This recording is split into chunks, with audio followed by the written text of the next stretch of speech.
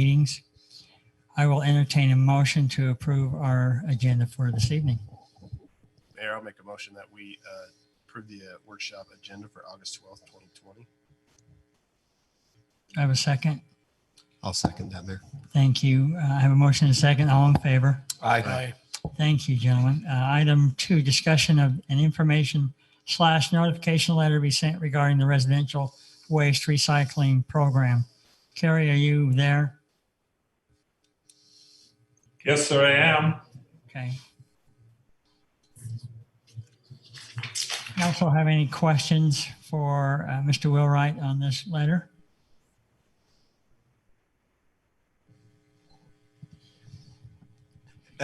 Kerry, do you mind maybe just explaining what notifications and in what manner they'll be sent to residents over the next little while? The plan that we have is we're going to send this letter out to every one of our utility customers. And it will go out in a separate envelope by itself on a separate mailing. In addition to that, Councilman Coates sent over some information that St. George was using. And we are planning on sending those out as an insert in the bills beginning with our September 1st billing that goes out, and it will go out September 1st, October 1st, and November 1st. So on that, Kerry, I mean, Chris, you have the paperwork, so I can't see it. Maybe I can grab it from you. I'll bring it over to you. Grab one copy. Here, I've got one right here. So we had our solid waste board meeting on Monday, and they presented this to us as an example that St. George has produced. A couple of things they wanted to talk about was what was under contract, and it kind of goes into the tier pricing a little bit and give a little more detail to the users of, hey, tier 1's, is it 51% and plus? Is it 584, which will increase to $7.03 in a 10-year contract. So there is increases every year. It's a 2% increase. And then there's tier 1, tier 2, and tier 3. Some of the stuff we've talked about, but it's on this paper that people can read and understand and make their decision on how they outline it. And then it goes into how they can opt out. And then the second page kind of goes into, on the recycling program, the changes that have happened in the recycling program going forward, the process, the participation, cost, one-time opt-out period moving forward. One of the things that I think, and I talked to you about this, Kerry, on this letter, is that, and it can be in the second one that goes with our utility bills, is that it won't go into effect until February of 2021. So people might opt out in September, but they're still going to get billed for the next 4 months because you're still opted in until then. So that's when the program will start, and that's because the contract starts in February. So.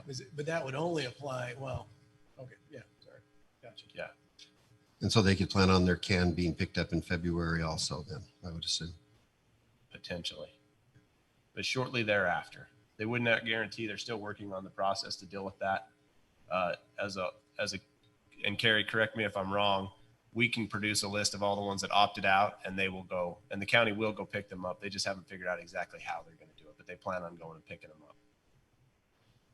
The other thing that we kind of touched base on a little bit was one of the new changes that came out, and I kind of briefed it a little bit here a minute ago, is that if you opt out and you move within your city limits, you can stay opted out as long as it's associated with the name that's under the utility bill. So that's new that they just added in, is that if you opt out and you move within Washington City, you are still opted out as long as it's the same utility name under the utility billing. I really like that change, by the way. And I think that's great. I think it's great too. It makes it so that people can move within the city. Now you can't go move to an adjacent city and opt out because it's per city. And so I see there's a notification in this month's newsletter. And is there any plans to use any mass emails to notify citizens? I'm sorry, did you ask? I just said that I saw that it was in the this month's newsletter, the notification about Blue Can. But my question is there any plans to use mass email to notify citizens also? The problem we have with using mass email is we don't have emails for everyone. Some of the older accounts that we have, we didn't require emails on the applications. So we could send them out to the people that we do. We could do an email blast to the people that we do have emails for. And the same thing with text messaging. If we have their cell phone, we could send that out as well. And that would be wonderful to do. But it would be not to everyone. It would be to just those that we have that information for. Thank you. And I appreciate that. I think that any way or means that we can just to get the word out, I think that would be good. So it might be a good idea just to get those that we can. It might help even spread the word on the back end. Thank you. We actually distributed a form for several months here about a year ago asking people to update their information. So we do now have more of those than we did have before, because we got a fairly good response on that, to be honest with you. But some people don't like to give us that information for obvious reasons. That actually reminded me on another, and it's more of a note for Kerry, you and your staff. You mentioned to me that sometimes we get residents, I mean, they confuse us because we're Washington City and they're the Washington County. And that we have people say, hey, when is my blue can getting picked up? I did ask that, what's the best way to figure out when my blue can gets picked up? And there is their website, and you can put in your address. It'll tell you the exact day you're on the schedule. And you can also set up for a text message to know what can to put out, like every week. I didn't do that, but you can do that. I just like to see what my neighbors put out. Well, that's what I do too. But But if you're in a new area and Right. you don't know, there is an option to go there, and that way, it's pressure. I'm like, did they put theirs out? Follow them. it's more of, I'm trying to help staff. If we do get those questions, hey, just go to the county landfill website and it'll tell you when your can's getting picked. It was very easy. I just put in my address last night and I'm like, oh, there it is. I'm glad you tried that, because I've had people suggest that to me about their website before, and I'm like, have you ever tried that? Because I tried it and I spent 30 minutes, never found it. I went So I'm right glad you to tried it. it. I just typed in the county landfill and I clicked it and it said blue can. Yeah. Went right there. It was very Great. simple and easy. So it wasn't hard for me, but I don't know, maybe I just hope that helps staff know that they can just direct citizens there and say, hey, this is when your can will be picked up that way. And if things change, it'll be changed there. So it's not on our staff to let the residents know, because all we are is a billing cycle between our residents and the landfill. Kerry, can I just add here? There was the document from, where was that from? It's the one that you have on your, it has the image of a graphic of a blue can. Yeah, this. Yeah, I mean, the format, I think our letter is great. I think the information is covered there, but I really like the image of a blue can and the word blue can. People relate to that and they've been hearing about it. And I just know I'm capable of ignoring papers that don't look like there's something I need to read, but I would strongly encourage the city to do something with the image of a blue can and the words blue can. Yeah, just That will be used in 3 mailings that will go out in the bills on September 1st, October 1st, and November 1st. So they will have that in color. So they have the information that Councilman Coates had provided with us. The letter is going to go out as a standalone. It's going in its own envelope. It's not going to be included in the bill, because what we find is a lot of times people look at the bill, see how much they owe, and throw the rest away. Sorry, Mayor. They throw your message away occasionally. They don't read the newsletter sometimes, because we've talked to people a number of times where we've said, it was on your bill. It was also in the newsletter. And they said, oh, we didn't see it. Yeah. Well, I think we really do have to put some effort into trying to reach people, because there's so many channels and people get overwhelmed. So thank you for those efforts. I do agree. We should have at least that logo on our this letter that we're sending out. Yeah. So if we can get that added on, Kerry, I think that'll help. Just a little formatting. Yeah. Councilman Coates, a little closer next time you speak. Sorry. No, I just got a text. All right, Kerry, thank you so much for what you're doing on this. You know, I know we're probably not going to get 100% of the people in the city, but it sounds like we're really trying to do the best that we can do. So thank you, and thank you, council. Any additional questions or comments on this item? Excuse me. If not, we'll move on to the update on the CARES Act. Chief, are you there? Mayor, can I just make, Sure, absolutely. on the CARES Act here, just as a matter of disclosure, we're just in a workshop meeting here, but the company that I work for, Red Mountain, has bids out and proposals to multiple municipalities in regards to CARES Act funding for technology, and have some out for Washington City as well. Okay. Duly noted. Thank you.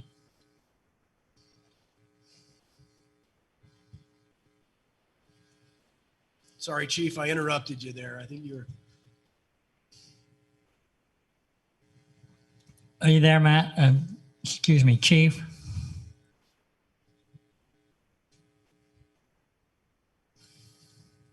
He's got his Matt Evans #2 shows muted on our list there. I am here. Can you hear me now? I got you Yes. there. Yeah. Hallelujah. You would think by now we would have this all figured out and this would be a piece of cake, but you know, it's still, sometimes it works, sometimes it likes to not be as easy as others. Yeah. Well, thanks very much for a little bit of time. We'll try to make this pretty quick as far as it goes. We included all the information. Before we jump into the CARES Act, as far as that goes, and some of the expenses that are listed in there, though, I really wanted to take just a quick second and just thank each and every one of you, everyone on the council, the mayor, city manager Carter, our department heads, our staff. We are still on a weekly meeting with emergency managers throughout the state. And I can tell you that most places have had many, many more challenges than we have for a lot of different reasons. The manner in which everybody really has handled this, it really has been second to none. We've chosen not to let it get, down roads that we'll just say that it's been handled really well from my perspective. And I very much appreciate everybody's support and help through the process. And just wanted to give you all a shout out and a thanks for all of that. Chief, Yes. can I just echo that? I agree. I've just been proud to watch our staff and city employees just really very difficult time, but I really think the way we're leading out is really wonderful. So I echo everything you just said. Thank you. Thank you. We included some information. We'll jump right into it. I know you guys got plenty to do tonight. We'll jump right into the CARES Act. A couple reasons are really what's going on. The CARES Act, as far as the money that came to the city, it doesn't require any city council action. The state divided up the money that came to the state. We know exactly how much our money is, but we still felt like obviously it was an issue that we needed to bring before you and let you know what the plans are and make sure you're okay with those. If there's things in there that you don't feel like we should include, as well as if there's some things you think that we've missed. We've tried to be very diligent in working through it. And another big shout out, if you guys haven't had the opportunity to meet Ward, Ward came to me about a year ago and asked if he could help us out in the fire department. He recently retired from a place about an hour and a half north of us, or south of us, excuse me. And he's been doing a lot of work in emergency management for us and some phenomenal work. When all this started, we actually were looking at all sorts of funding sources. Ward had applied for some federal granting and that were outside of the CARES Act. It was before we knew that we were for sure getting money in this. Ward was the only one actually in the state that got accepted into that federal grant. And he spent some time doing that. Now, when they divided up the CARES money, it made life a little easier. You can pick one or the other. So of course we went down the CARES road. With that, it does put us in a little bit of a time crunch. We have some stipulations. We only have till the end of December. And actually, yesterday in a meeting, we were told that we need to start working on getting that first round of money that we received, just over $800,000 spent by the end of this month. Now, as you've seen in the information, we have spent some of that already as we work to prepare and take care of things as this all started out. Did everybody have a chance to flip through the slideshow? I am not able to share with you my computer, but if you were all able to see that, actually now I might be able to. But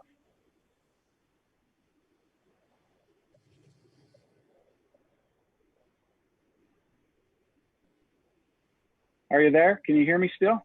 We Yeah. can. We were just waiting on you. But while you're looking for that, Ward Symes, he's working with your department. Does he have an official title within the city? He does now.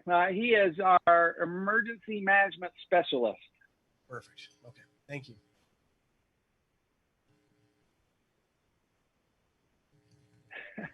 Chief, do you want me to see if I can pull up my screen? I think, could that work? I think there's two of us in my computer right now. So somebody else is moving me different directions. So I think he's got us squared away. I'm going to let him take care of it because I'm moving in opposite directions of him.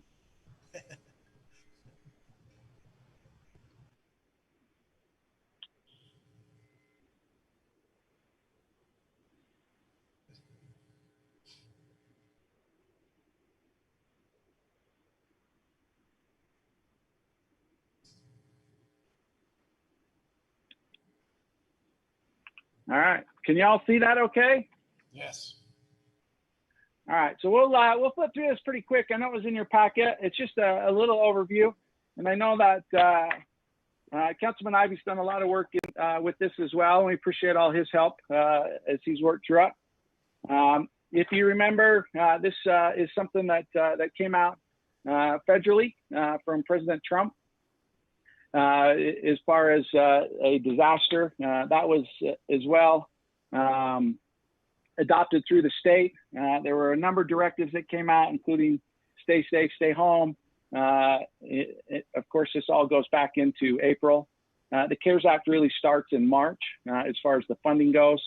Really, federally, they shipped the money off to the state, and the state decided how to divide it up. And really, that is where we're at. The rules for the CARES Act, they're extremely broad.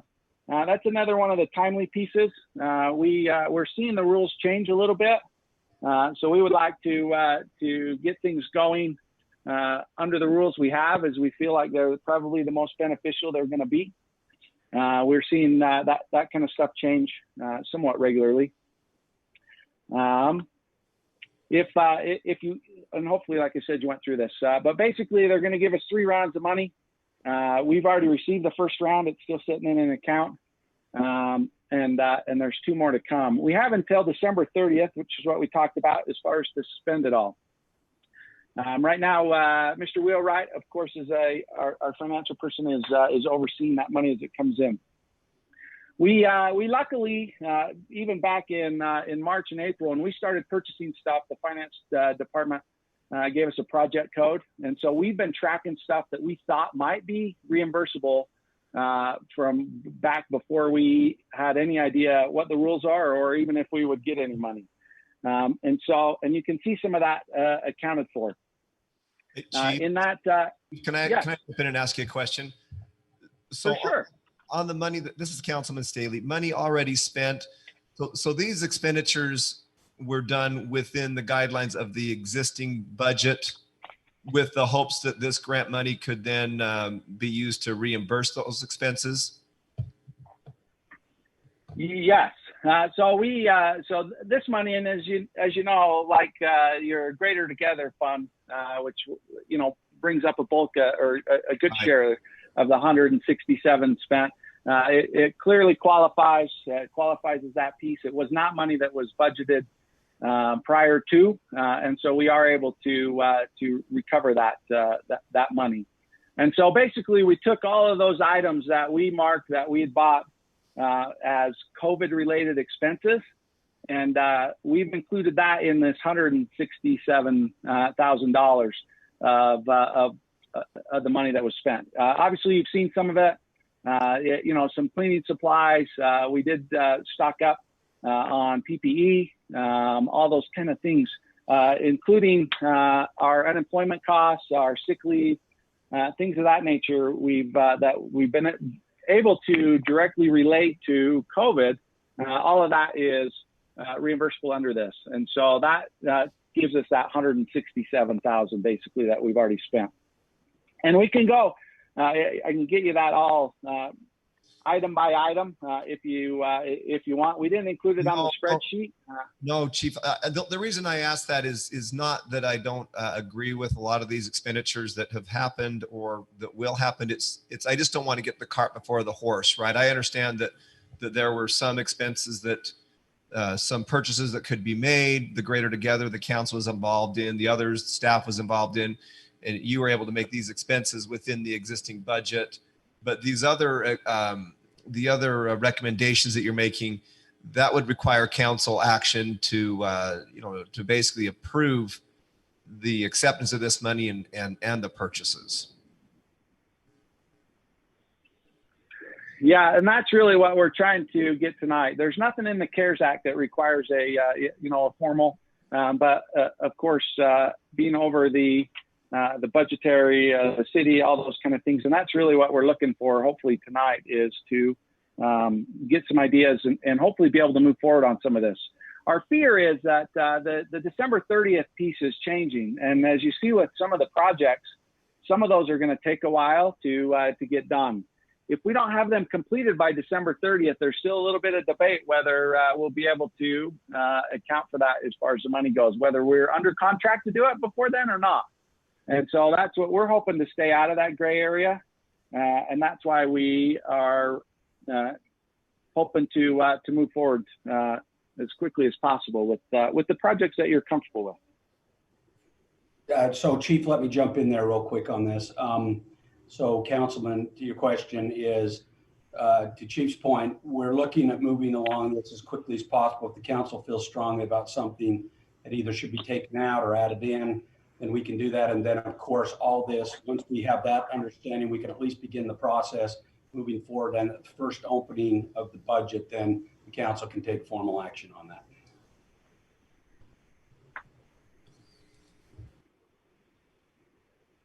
So Easy enough? Well, sorry, this is Councilman Coates. I had another question. It's more on a specific item. If we're not ready for that, I'll wait. But I just had a specific item. It was the additional time for sick work and work leave and it says unknown amount. And it's more of a question, I think, for City Manager Roger on how are we going to quantify that? I mean, I know we've had instances in the city where people have had to take time off to get tested, and I just want to make sure we're accounting for all those, because I don't. It's unprecedented to have staff have to use their personal time. I'm just curious if we can cover it in that. Yes. Yeah. So the HR department's done a great job of not only what's happened beforehand, and as you know, we've had individuals, we've had some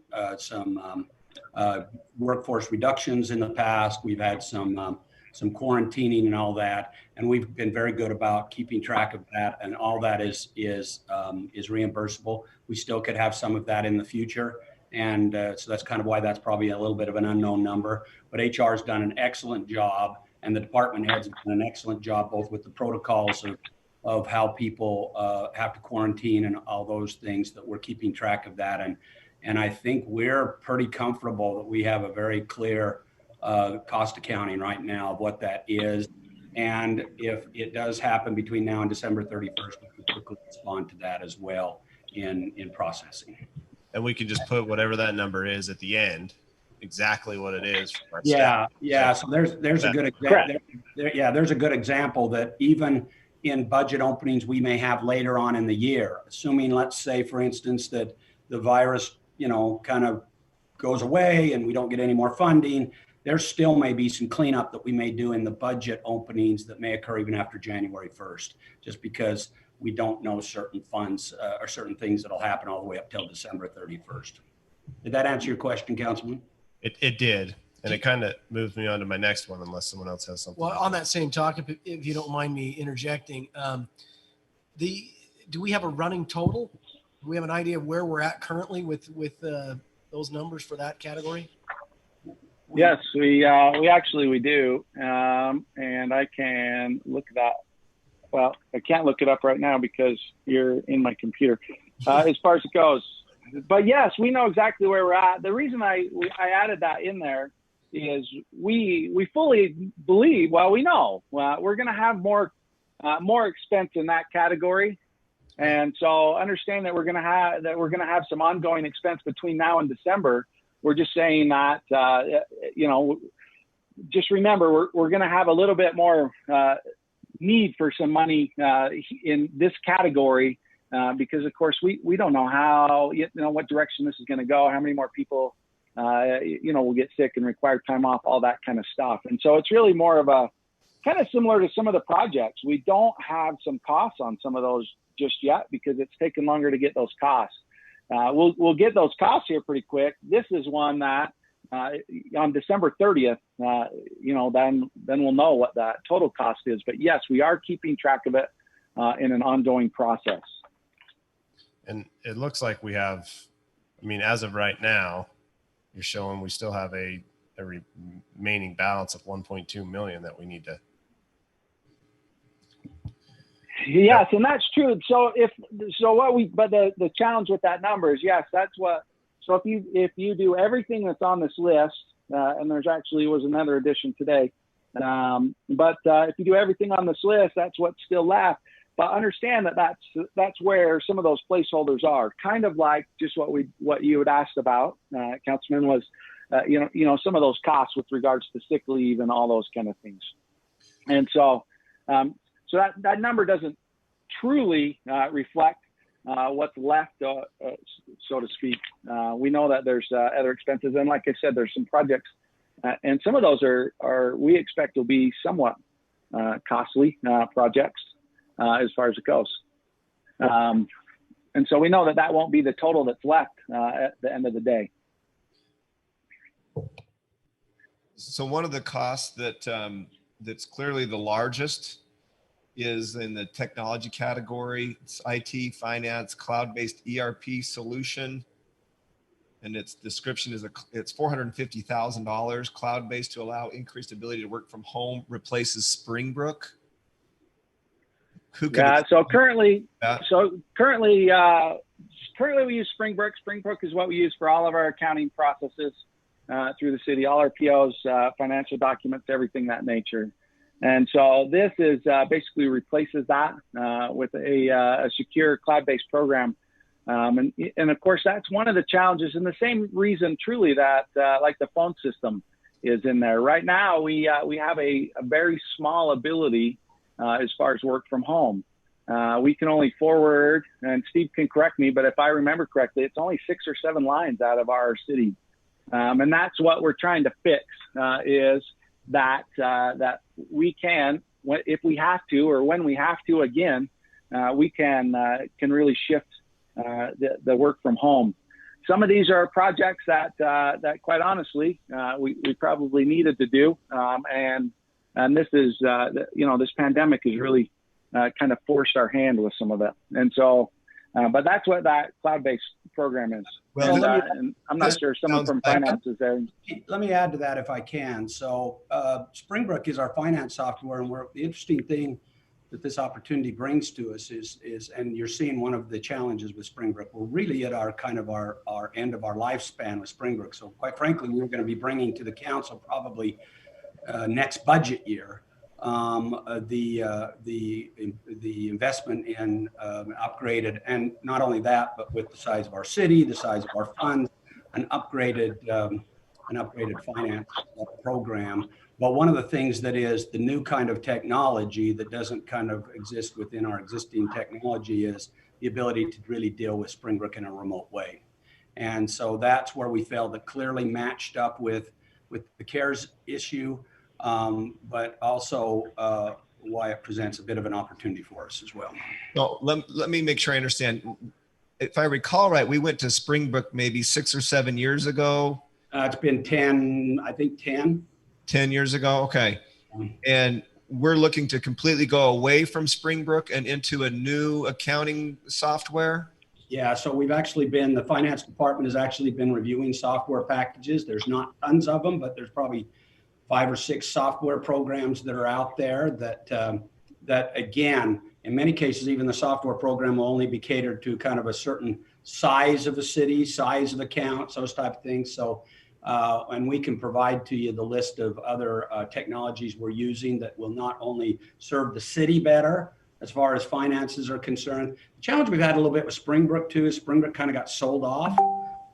They kind of got sold off to some of these other companies, and so you know, it's kind of been a product that has not had a high priority with the technology. And so, yes, the finance department has been going through that. And this also, of course, software does things like that Springbrook doesn't do. It covers our employees that are in the field as they process work orders. And the company, again, has probably changed 3 times in the past 5 years. And that's created some technology support development issues for us. But 10 years is a pretty good run for us too, particularly since we've grown to almost a new type of a platform. So I hope What is the name of the new software? And we haven't chosen the new software yet. We're going through basically right now a review process of 4 or 5 of them. And would this be a one-time expenditure, or are there annual maintenance or licensing fees that would be ongoing afterwards? There's always annual support. Springbrook had the same thing. So part of our review process will include, and we'll present that to the council too.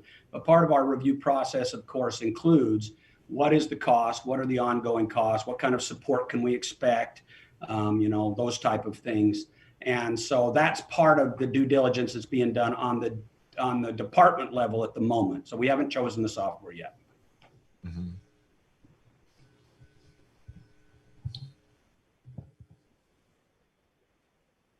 Are you done, Councilman? Yes. Okay, this is Councilman Ivy. Chief, I appreciate your work that's been done on this. I went over the expenditures and they do look like they all fit well within what the CARES Act's guidelines are. I guess I just have one concern, and that is, having brought it up several times over the past several months, you know, every time I'd get an update from the Legislative Policy Committee, when trying to navigate through a system that really nobody knew what to plan on. One thing I do recognize is that the CARES Act it's a contract that the city signs with the state. It's a multi-year contract. And to be honest, I would have rather been more involved with this from the onset. And I do realize that the council didn't have to vote to accept the money, but someone had to sign to accept or to authorize the funds.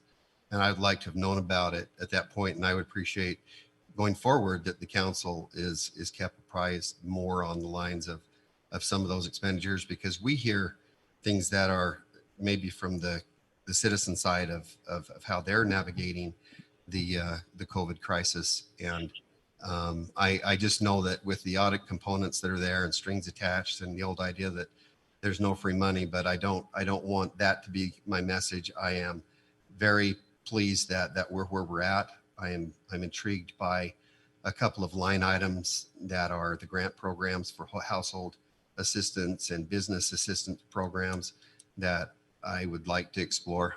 I'm intrigued by some of the possibilities with that.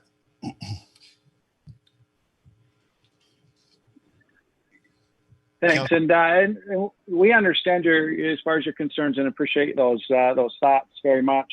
Understand that we haven't spent any of this money. The money that we spent already we feel like we didn't have any choice. It was to take care of our employees, everything else. That's really why we're here today, is to go through those items and make sure that that you're comfortable with it.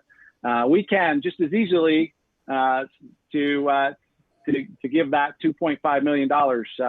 Just don't spend it, and most of it won't come. And so that's really, I guess, hopefully what we're here to do today is to work through that and make sure that that everybody's comfortable with the expenditures.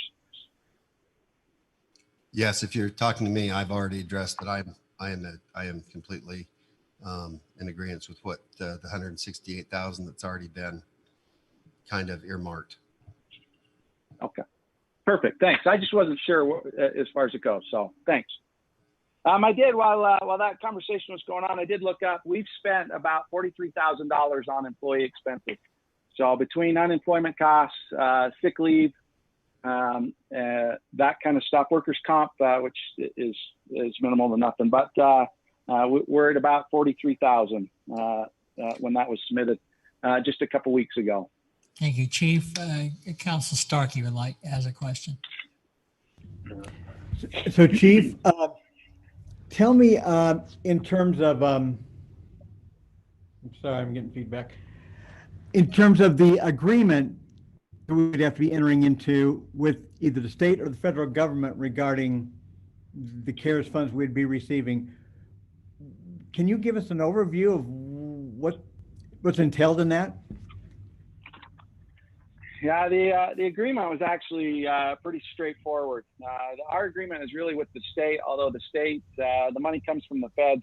We're responsible to the state, but we follow the guidelines that have been put out by the United States Treasury. Is who the state, where the rules come from. The rules, the true rules for this is a pretty straightforward. It's a 4-page document. And a good share of it, actually probably the first 2 pages, just talks about what it all is. There's a couple of pieces in there, and really we're using probably to substantiate the most of the purchases, if not all of them. One of them is expenses for public safety measures undertaken in response to COVID. Another bullet is expenses to improve telework capacities for public employees.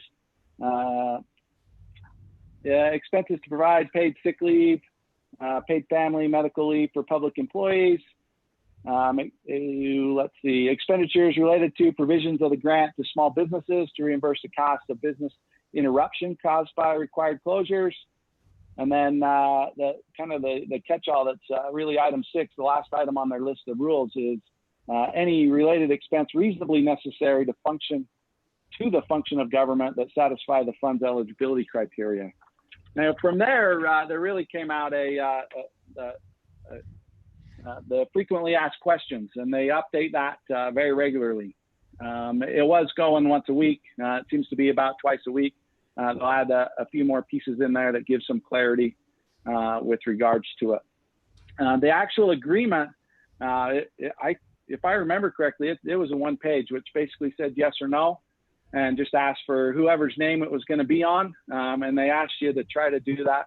Use the same system that we get state money from already as far as tax money, as far as so that they could just direct deposit it and go back and forth that way.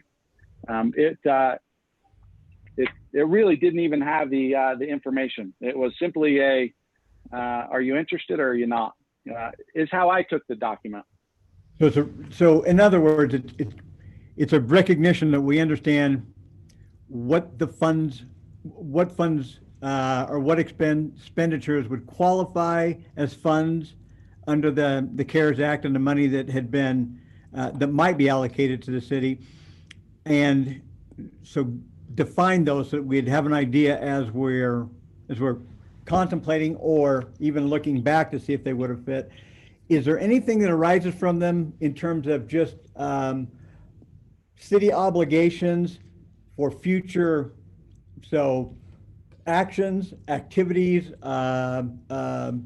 liens, promising of liens or anything? Is there anything that we're promising in the future that would bind our city council or anybody in the city to bind us to something other than what the core of this is, and that is, here's the care funds that were established and approved by Congress. It can be used for X items. If you're applying for X items, then you're entitled to them. But it doesn't take the next step and say, well, and if you've ever received those funds, now you have to, allow us to do random audits at any time of the day to come through your books or anything. So no other obligations from the city outside of just, well, we're simply saying we are applying for funds that we think apply. Chief, do you mind if I jump in on this question that Council Starkey asks? No, please feel free. So I had a chance to speak to a friend of mine. She's one of the state economists, and she's actually over revenue. And I asked her this exact question: if what strings are attached to this, and really the only caution that she gave is that this legislative body approve expenditures that are within the guidelines. She said that really the only thing is if you try to push the envelope or spend monies that are outside of those guidelines, then the risk is that you could possibly have to reimburse those. But a couple of things that I liked that, I said, what are other cities doing? How are they using these? And I like a lot of things on this list, Chief, that you've brought forward. But she, and I would just kind of reinforce what Councilman Ivey said with the grants for businesses, for households, individual residents that are struggling. But and we saw Cedar do this as well, Cedar City. But she said some municipalities are also helping, partnering with school districts and schools because the children need the technology to be able to do school from home. So those are three of the big things that if we're looking to, if there's a need, I don't want to just spend money to spend money, but there's a need. I actually really like the idea of exploring education, schools, businesses, and unique circumstances for residences caused by this, other than the list that you've put forward. Those are the three things that I would. I actually appreciate that comment, because I was going to bring it up, but one of the items that my kids' school brought up was the lunch tables. They need more lunch tables to space kids out more, but they don't have the funding. And I don't know if we can use that as a grant from the city to the schools in our. I know other cities have, and we could get some more clarification from Dr. Wilco, and because they were asking for donations from the parents, and I'm like, well, we have all this funding that we that's what it's for. And so that's and interesting. I'm surprised the school districts haven't gone after the CARES Act, but I don't know that. I don't know anything of. And maybe we need to reach out to the schools in our boundaries. Well, so the way I'm reading the CARES Act, it should actually apply to the schools. It just looks like that the state mandate doesn't actually send money directly to them. Yeah, so the CARES Act does include the school systems, and I can promise you the school systems are pretty aware of their funding, all the way from K through 12 through higher education, that they do have access to their own pipeline of CARES funding. And and Councilman had brought that question up about the city's donation to the school districts too, and I'd forward that on to Ward to have him look at that as well, on the city then passing also through to the school districts. Also, I want to just mention two things that was brought up earlier too. So to Councilman Staley's point, that is correct. At some point, if it's a large parting, a distant parting from probably the language, there could be a request to pay it back. Right now, again, as the chief has mentioned, the language is pretty broad. We would expect, of course, this is federal funding, so we'll have a single source audit that will be required of us at the end of our fiscal year. But understand what the single source audit will look at. It will not look at compliance. It'll be done by our auditors. It won't look at compliance issues, and it'll be interesting to see how the federal government decides if they want to audit every municipality, district, and special service district in the country. But rather, what it'll look at is just like most audits. It'll look at, do you have receipts? Did your expenditures match up with your receipts, et cetera, et cetera. So what we really see this as, and again, I'm going to give you from my perspective, having been involved in federal revenue sharing for a long time, this is the first time I've ever seen federal revenue sharing structured in this manner. And as I've talked to individuals about this, it's become clear that this is actually structured to be a monetary policy within the United States, meaning that they're trying to push money out to get into the economy. That's the purpose. That's the reason. Stimulus, in effect. Sorry? As far as to stimulate the economy. Correct. And that's the reason they structured it the way. Yeah. Okay. Thanks. And so we should utilize it as work together. And I don't know, like, I appreciate what you said, Roger, and that the school district has their own ways, and I'm sure they do. I'm just surprised that they're out there on Facebook saying, hey, we need money. Yeah, and we'll follow up with that, Councilman. I mean, we're not done answering that question. And if it's a permissible use, yes, absolutely. We felt comfortable about that. And as you've seen from the chief here, we don't really believe we'll probably even be able to expend all of the money allocated to us. And so we would like to get this out and help our community. So we're going to follow through on that one. You know, one of the options that some cities have done as far as distributing the funds, they don't distribute them until the funds are received. But some other ideas that you might think about received, right? Excuse me? The funds have been received by Washington City. First tranche. The first tranche, yeah. Oh, you're saying only allocate. once it's received. Oh, But some other additional things that maybe ought to be kicked around a little bit is the Dove Center and see what's available there, and as well as a care and share type facility. And then, you know, I guess my last thought is that there's $2.5 million, but one thing that I've always been very proud of as I've been associated with Washington City, I almost said elementary boy. Anyway, is that we do very well with the citizens' money. You know, that's one thing that I've been totally impressed with. And I know that the citizens work hard for their money. Their tax money is important, that we spend it the way that we should. And if we can't viably spend all the money, then I have no problem with letting some of it go back if that's the case. But I just wanted to mention that I've been so proud of the finances as I review them. That's every penny is accounted for, and I would just like to keep that same way of doing business. So, Chief, I appreciate that. That answered my question, and Council Staley's comments that from information gotten from one of the state economists was also helpful, and that is when it gets right down to it, what are the strings attached? Are the strings attached because with or without a contract, one would assume that municipalities, governmental entities, and frankly, individual citizens would be held responsible for using funds from the CARES Act for qualified expenditures. So whether that was even in a written form or not, I think we all would have expected that to be the case. I guess the concern I had that that Council Ivey had actually raised was, are there things that we're committing to that we wouldn't have anticipated in terms of being able to use some of these funds in applying to municipal needs, and such as, you know, do we always agree with any decision made by the Interior Department on roadways or anything that in the future that we agree never to oppose them again? Anything that got attached to us that we thought, oh, well, this has nothing to do with it, that would be a concern. So I think that answered my question, and for any of the council members, I hope that answers any questions that may have been there, that we as a city, by accepting the funds, we're committing to something beyond the obvious. Jeff, maybe you can answer. This is Councilman Ivey.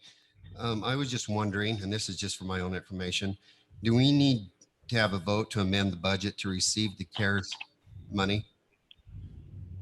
Well, I think it's a good question. Good question. To me, I guess it hits me as two separate questions, however.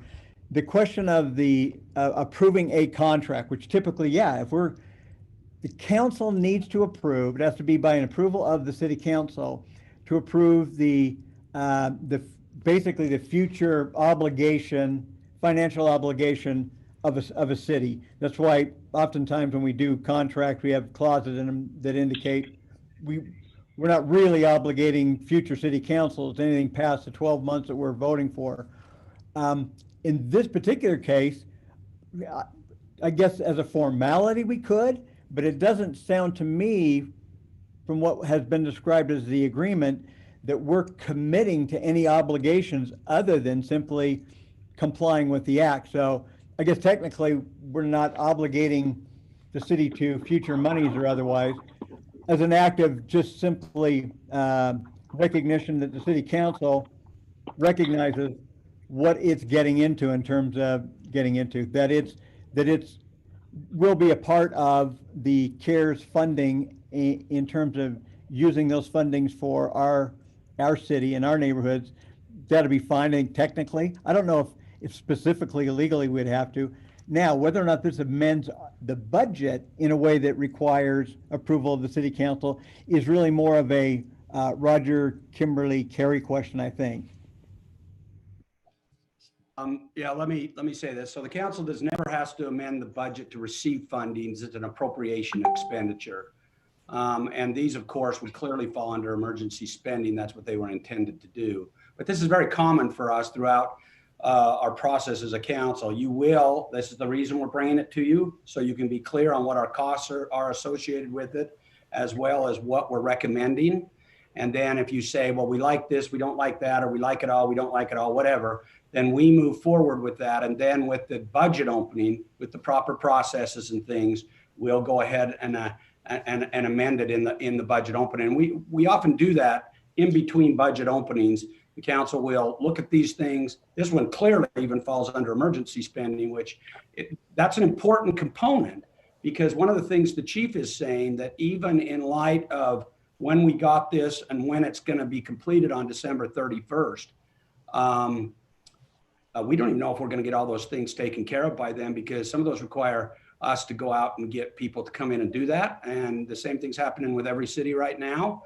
So that's why the chief is saying two things is why we would like to kind of move forward on this. Number one is because December 31st is going to come awful quick. And number two is that the rules continue to be changed. And as we move these expenditures forward under the more general discussion, that's to our benefit than a more restrictive discussion. So I hope that kind of answered from the budget standpoint. We fully intend to have this on the budget opening, but we wanted to also be very clear with you, and that's why we've got everything itemized before you to look at and give us your input.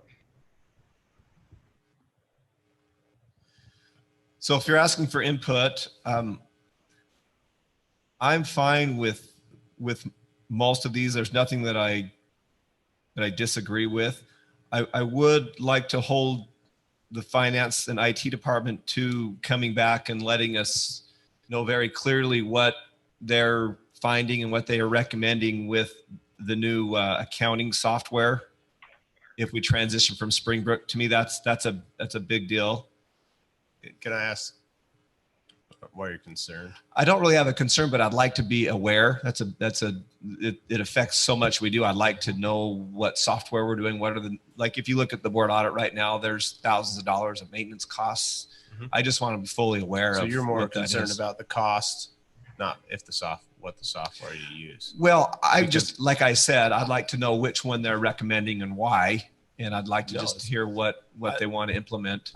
I don't see a problem with that. We won't have a problem with that. As a matter of fact, if I would recommend that you keep that in that agreement, but we don't have any problem once we've gone through the due diligence of presenting to you what our recommendations are, even compared to what the others were, and why we would recommend what we're going to recommend. And maybe I'm going back to some of my past history, but I just recall when the city had moved to Springbrook, hearing so much about it. I see the mayor nodding his head. So I just want to make sure that is that vetting process for a new software program. Just keep us apprised. I don't want to make the decision for you, but I'd like to understand what staff's recommending, why it's going to be a better product. I mean, it's a big part of how our city operates. Yes, that's not a problem at all. This is Councilman Ivey, and just maybe to take a step in front of what Councilman Staley was saying, and that is, this is so employees can work from home safely. I'd like to know what the anticipated needs of that might be in the future regarding, we've learned a lot through COVID and all this. And I would like to know, because of course, we as a city would like people, if safely, of course, at their workstation, wherever that might be, but I would be interested in knowing what the recommendation is for this, to say if there's, what the guidelines are to work from home and if not. But of course, that will all come in due time. Yeah. Yeah, I don't think we're anticipating, and I hope I'm following that comment. I don't think we're anticipating that we're moving toward a work for home. What we were suggesting is that just to kind of show the dated nature of our software program is that when that was thrust upon us, we didn't have an opportunity to, it didn't have a cloud-based component to it, which quite frankly, most softwares now do. And that made it very difficult for us to transition. But again, what this presented for us was a real opportunity because we had anticipated that we were kind of at the end of our leash on this finance program anyway. But I don't see any concern whatsoever with the finance department coming in and going through their due process, and they will do a great due process and present that to the council. That's not a problem. That's great. And I like the ability that they would have to work remotely if necessary. The last couple of things, I'll just come back to what I said initially, that if there are legitimate needs, whether that be from local businesses, local residents and households, or local schools, that we may be aware of those and potentially have grant programs for those. I don't want to spend money if there's not a need. If there is a need, then those would be the other things that I would consider, at a future discussion to include as the way that we would, allocate some of this CARES Act funding. Well, and to that point, we've actually already reached out. So if we were to proceed forward with, let's say, a business grant program, we've already talked to the Chamber of Commerce because they already have a structure in place, and it wouldn't require us to create our own structure. And they just to say, would you be willing to continue to support this, again, with Washington City's role, and that it goes to Washington City's businesses and kind of the way we structured it before, and they're willing to do that. And then on the assistance to families, that's been a little bit more, we've had to maneuver that one a little bit differently because, of course, we cannot use these funds to pay for utility bills directly. That's not permitted. But it can be used to provide some assistance funding to families. And so we've actually reached out to the 5-County Association, who actually does this sort of stuff, just to inquire about their ability, again, also to manage if we were to come up with some program, and we haven't, but to come up with some program, if they could just fold that into their administration, and then we don't have to create a great administration on our side. And so there are some opportunities there that I think we can partner up and have some great effect. Thank you, Roger. Appreciate that. Any additional questions? Chief, do you have more to offer, to present? Well, the only questions I have is really as we look at the list. Some have said they're comfortable with what's on the list, and do we want to go through the list? Are you comfortable with us moving forward with what's here? Understand that some of that, like we've talked about, you need to come back. But like we said, some of those projects are going to take a little while. And so we would like to get moving on those projects that you're comfortable with. From my opinion, Councilman Coates, is that we proceed with the list as outlined and just give us an update when appropriate. This microphone I'm speaking into, this is on the list, right? And the council chamber, so we can Yep. Yeah, I figured so. Yeah, you guys put a lot. I mean, this was not an easy effort to put together. So, yeah, I really appreciated the way you put your slides here together. I mean, the mandates that came down from the president and the governor have legitimate costs associated to them, and yeah, really appreciate what you've done here and supportive. I'm very supportive of it. Thank you, Councilman. Go ahead. Is there anything that that we maybe didn't ask about that we would be interested to know, or that you would like to highlight on this list? That's a good question. There's a couple of things that we've talked about. So there's a few projects in additional. There's some other things on here. So the like the driving range, there's also $7,500 that it's not on there. That's what came today to put in drinking fountains at the golf course. We're not 100% sure that fits squarely into the box. Mayor, please don't get angry with me talking about the golf course, but like was mentioned, though, if there are projects that you're comfortable with moving forward with, if it is determined that that they don't fit. So like the driving range expansion is to expand it to allow for more distance between golfers. I read you the terminology that we were really going with that's out of the rules, which is related expenses reasonably necessary to the function of government. And our golf course is owned by the government. And so we've tried to be as inclusive as we can to present you with the list. You've mentioned some of the programs out there. A lot of the items on the list are items from other folks that we picked up from other places that they've shared that we thought were good ideas. I don't know if anyone has any other questions about anything else that's on the list, but those are really the only pieces that we were unsure of. Hey, Chief, just a real quick question on just the golf course thing, because, I mean, even if I wouldn't want anybody to have a wink, wink, nudge, nudge. It's the city, the golf course. But some of the council members have pointed this out also, that it talks about households as well as businesses within our municipalities or in our communities.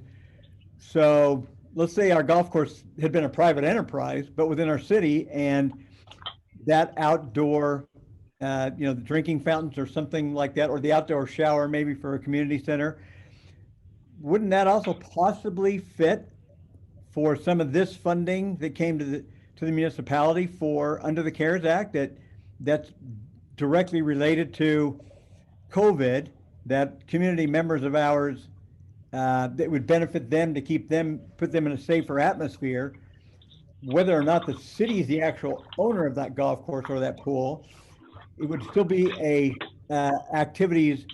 physical activities outdoors with a business within our community that it could apply. It seems like either way that still might be able to apply, or am I reading too much into your outline? No, I think you're spot on. The one thing that is pretty clear in there is you can't just give money out. And I know City Manager Carter had mentioned like utility billing. In the program, it specifically talks about you can't just pay somebody's power bill. But the next piece talks about a grant program, and you can have a grant program to where you can help people that were affected. So yes, you're 100% correct. We believe anyway, under what they've currently given us, that yes, that all would apply. No different than Councilman Coates as far as the tables. We wouldn't be able to just give them tables, but we absolutely could put together a system that would follow, the guidelines that are there, similar to what we're talking about with our businesses and our residential assistance programs. We just have to, put together the program to where, they apply for it. We go through the checks and balances to make sure that what they're using the funds for is, as you mentioned, directly related to COVID. So Chief, can I have you clarify that? Because that was an interesting thought to me. So we can't give money out to people to help them with their utility bills, but you're saying we could set up a fund where they could apply for a grant to pay their utility bill. Is that so can I jump in on that, Chief? So yes, and that's you summed it up perfectly, but go ahead.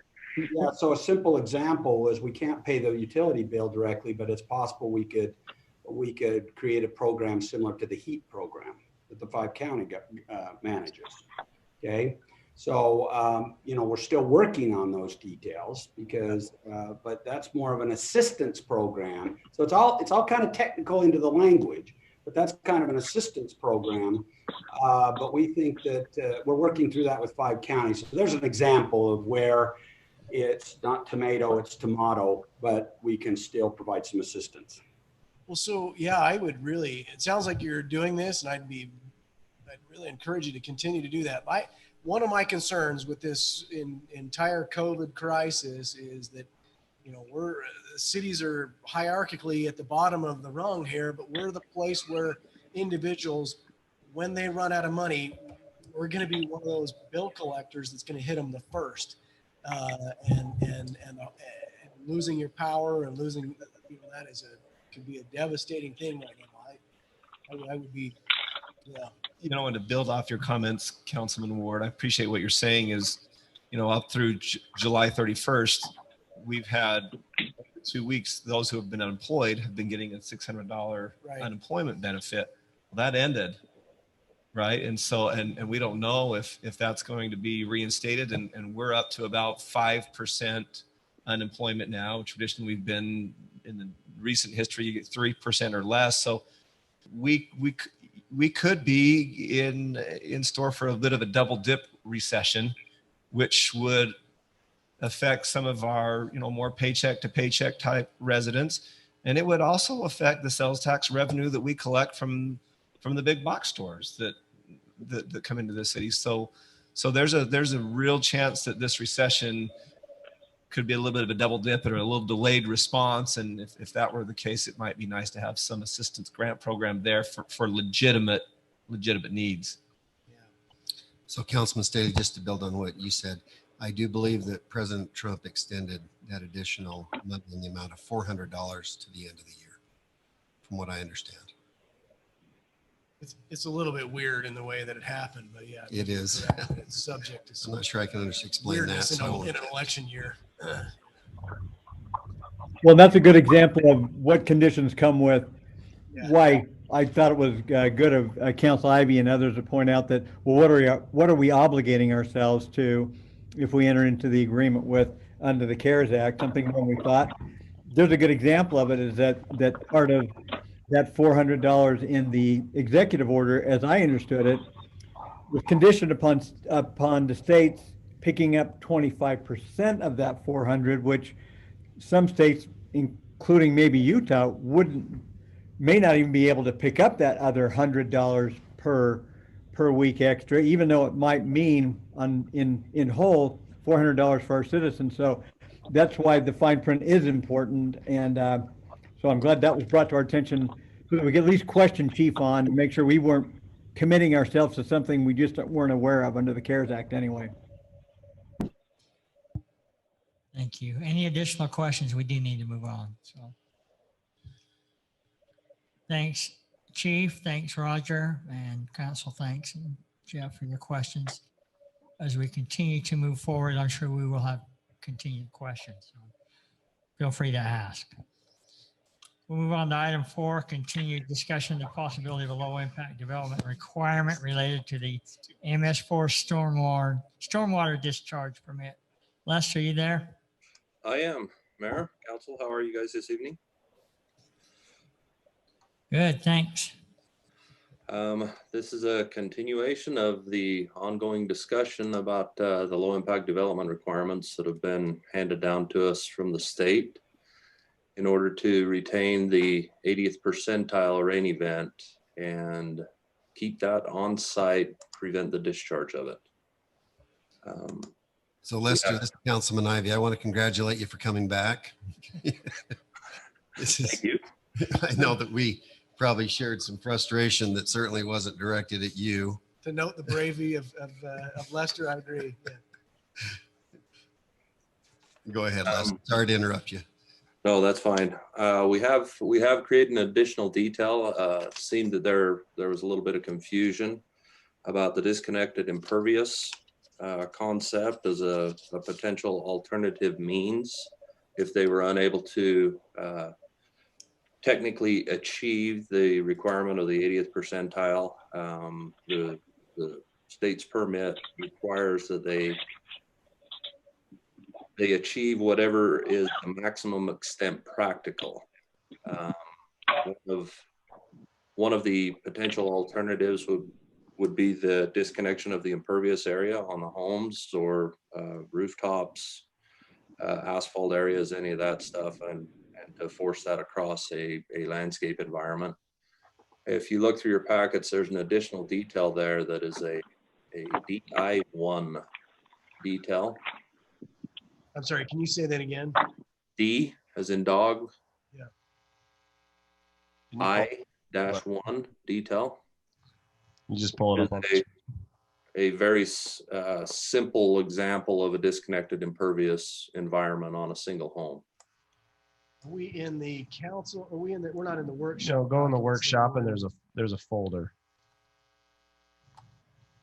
There's a folder in the workshop that's listed as item 4 LID details. And for those at home, low LID is low impact development. Correct. With your help, I believe I've made it to the right place. There's a new detail in there that's listed as DI, which stands for disconnected impervious 1.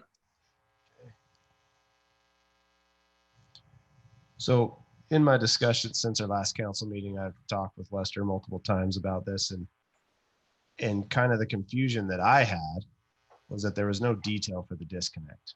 The detail we had was which one was it, Lester? It was the bioretention cell was the one that you guys were. So we had the bioretention cells.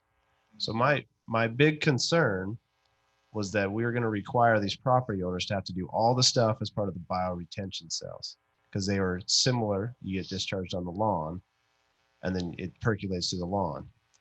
All that now correct me if I'm wrong, Lester, is all we're saying here is that if you do a disconnect, if you require a disconnect in your subdivision, then it reduces the amount of LID required downstream, correct? Exactly. It's a potential alternative measure.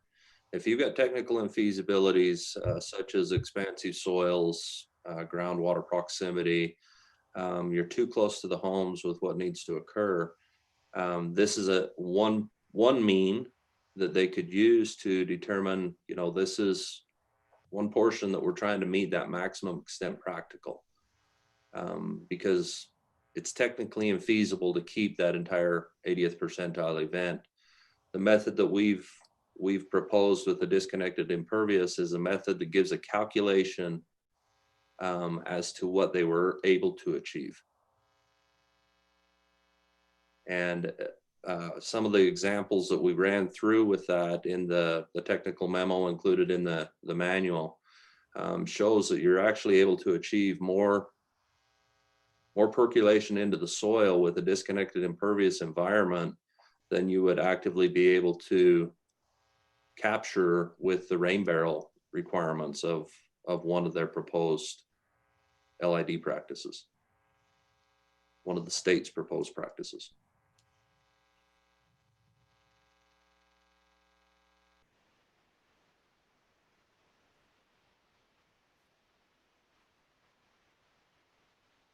I'm still thinking about that last comment to think if I understand it completely, but.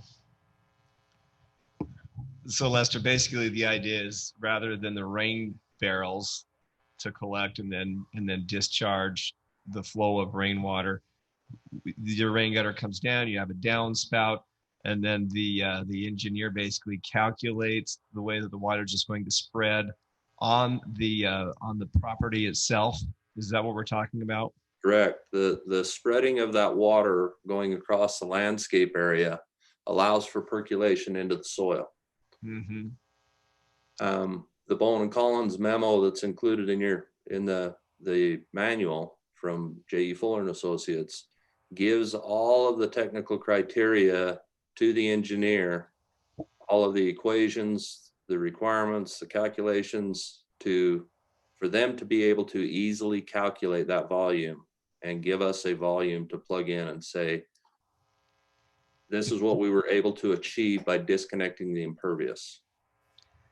So Lester, that's actually not that difficult of an equation if you can get, you just need to know your roof and that, but the one concern that I have, and I don't want to rehash this, but I just want it on the record that we live in an environment that's so much different than the rest of Utah because of our chinle, commonly known as blue clay, because you want to keep that absolutely dry or it expands and can damage your foundation and any part of your landscaping. But in this regard, you're looking to try to spread the water out over a bigger area. And it really puts homeowners in a difficult situation, especially if they build near that formation. Now, I'm not bringing a solution to this, but I just want to know that this is something that we're going to have to deal with in our area because they absolutely contradict each other. And it's going to drive costs up, but I do understand that it's federally mandated.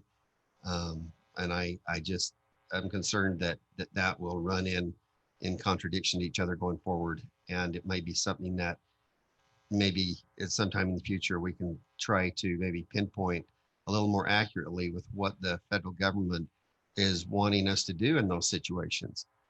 Because the solutions as I said, are exactly opposite of each other.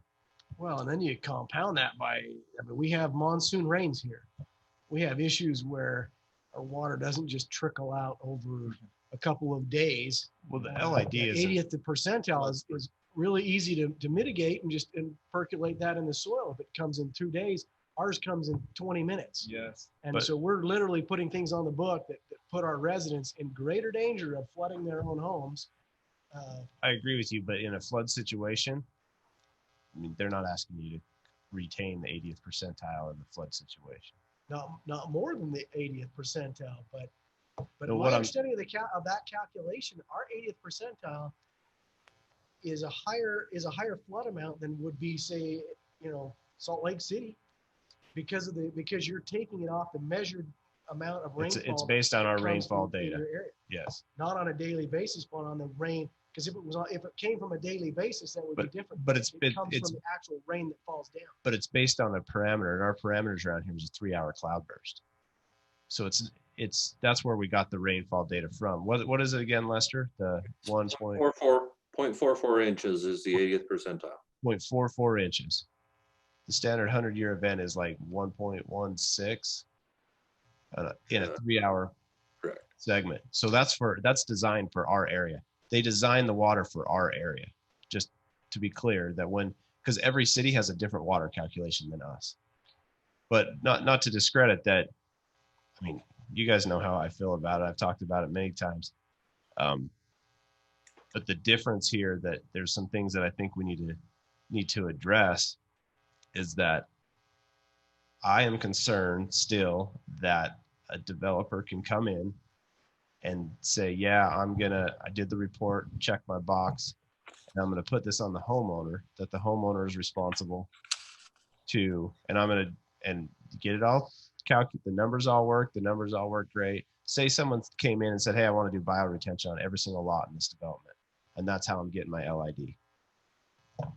But how can we do that to these residents?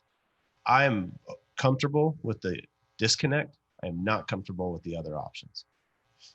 And I think that it needs to be written in our ordinance that if a developer wants to do another option besides the disconnect, they have to come for council approval, because we have to acknowledge that it's more than staff, because now you are putting it on the private property owners to do these other means. So help me walk through that scenario. This is that plays out. The developer comes in. At what part in the plan phase process does the developer bring that to the city? They would bring it in the same time they do their drainage study. So they're going to submit you a drainage study with their stormwater discharge. And I look at it from my profession as I'm going to submit it as a separate report as an LID aspect, but it'll go in the same time that you submit the stormwater. So you're saying the developer could come in and submit that and report and design in there that each homeowner has to put in, your example, a bioretention cell in there, and then leave that up to the homeowner to actually put that in? Yes. Is that correct, Lester? Well, can I interrupt for a minute? The requirement that's in the manual is that they've actually got their LID features figured out. They have to be dialed in by the time they submit preliminary plat. So it's going to be before the drainage study on all this LID stuff. And the reason for that is there's a large potential for this to create layout issues. We want to make sure that all of this is handled prior to the vesting, which addresses your concern, Councilman Coates, that they're putting this onto the homeowners. This is something that's happening, and that they've got all of the boxes checked and the entire program figured out to present to you guys at their time of vesting. And I like that. I just wanna make help me with the term "at the time of vesting." So preliminary plat, that's when they get their full Vesting at the preliminary company. So I like that. I just want to make sure that there's anything outside of, because we're calling kind of, in my mind, now my terminology, correct me if I'm wrong, the standard is going to be, you can either build your LID in offsite with a disconnect. Now, I see that you're probably gonna have to do both, right? Les, is that how you see it? It all depends. It depends. But in those examples, they had both, right?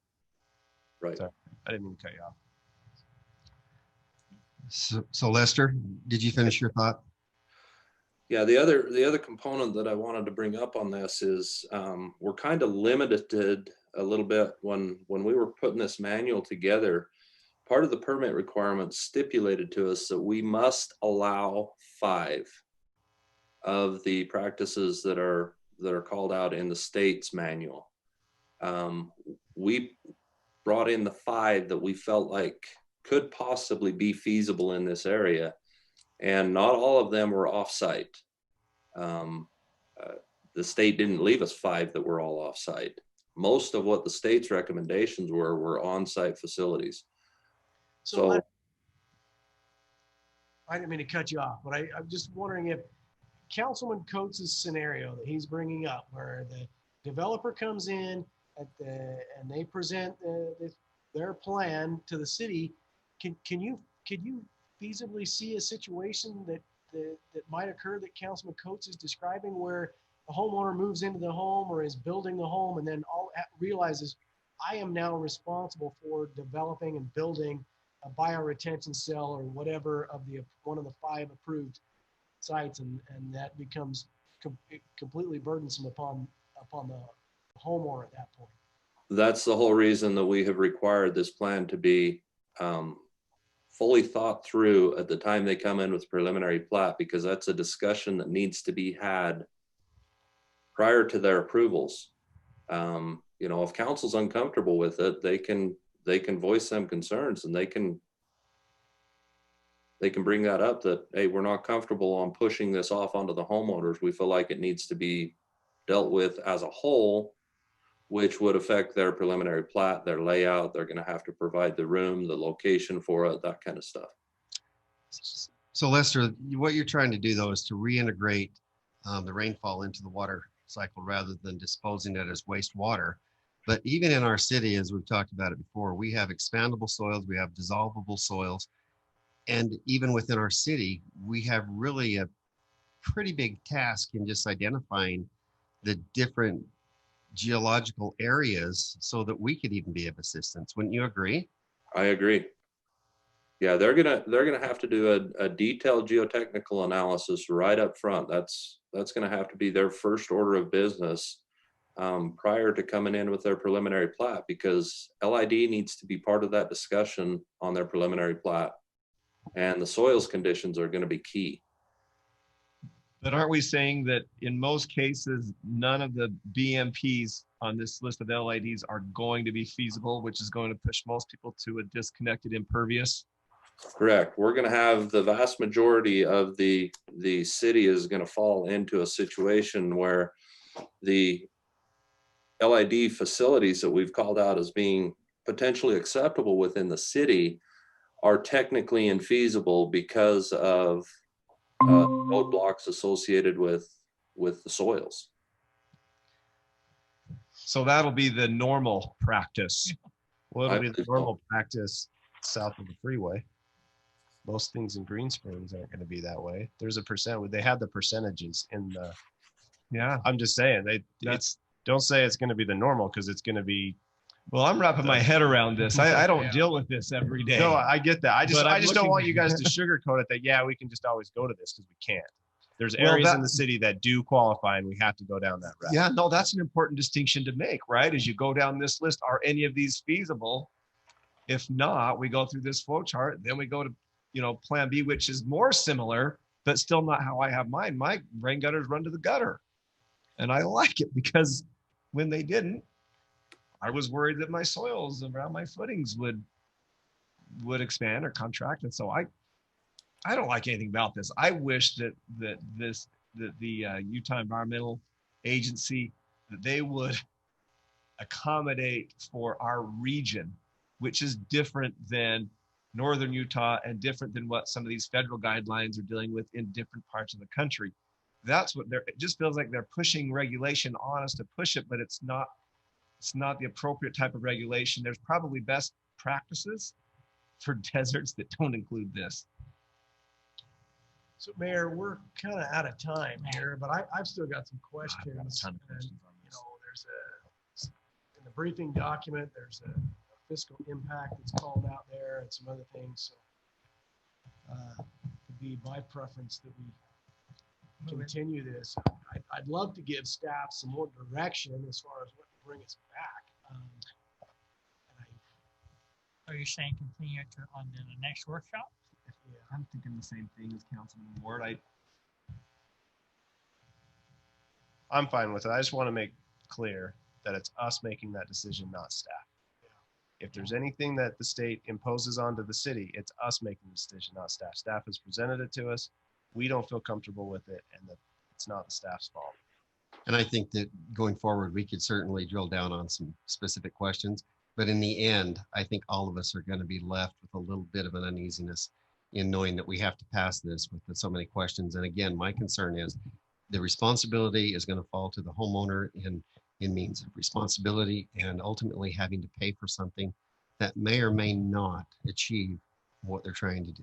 Well, I agree, but I fully expect the rest of my term in office, I will be hounded by individuals, developers, homeowners, and builders about why we passed this. And if nothing else, I'd like to be able to defend this because, dang. Yeah. But to echo Councilman Coates' comment, I appreciate staff. The effort that they put into this and bringing this forward to us. And I, again, take the responsibility on us that we're the ones delaying this and that we're going to have the responsibility if we have an issue with the state and would welcome input as far as fears that the staff has that we could maybe work faster or whatever fears the staff has that we might be incurring because of our delays. I'd welcome to hear those. Well, from a staff perspective, this was supposed to be adopted and in place. We're actually obligated per our current permit to be doing this beginning July 1st, which is since passed. One other component that I wanted to bring up to council that was of interest to them, the other communities here in the area and where they're at with their processes. St. George actually adopted this with no discussion on their meeting on the 6th of August. Ivans has it on their agenda for adoption on the 20th of August, and Santa Clara has it on their agenda for adoption on the 27th of August. We're just more thorough. Well, we're the only one city in the area that's adopted it thus far, right? We're pretty much in the majority. In the herd. Well, it sounds like, Thank you. Lester, if you're done, we're going to move this on to the next workshop. So Denise, would you please put that onto the next workshop as we continue this discussion? Of course. Thank you. So I'm Okay. assuming that at the regular meeting, there'll be a recommendation to table? I'm pretty confident that will be the recommendation. Okay, Thank you, Lester. thank you, Mayor, Council. Keep plugging in there, bud. All right, I'll entertain a motion to adjourn. So moved. Second. All in favor? Aye. All right, let's take a 4-minute break. Okay, we'll make it a 5-minute break.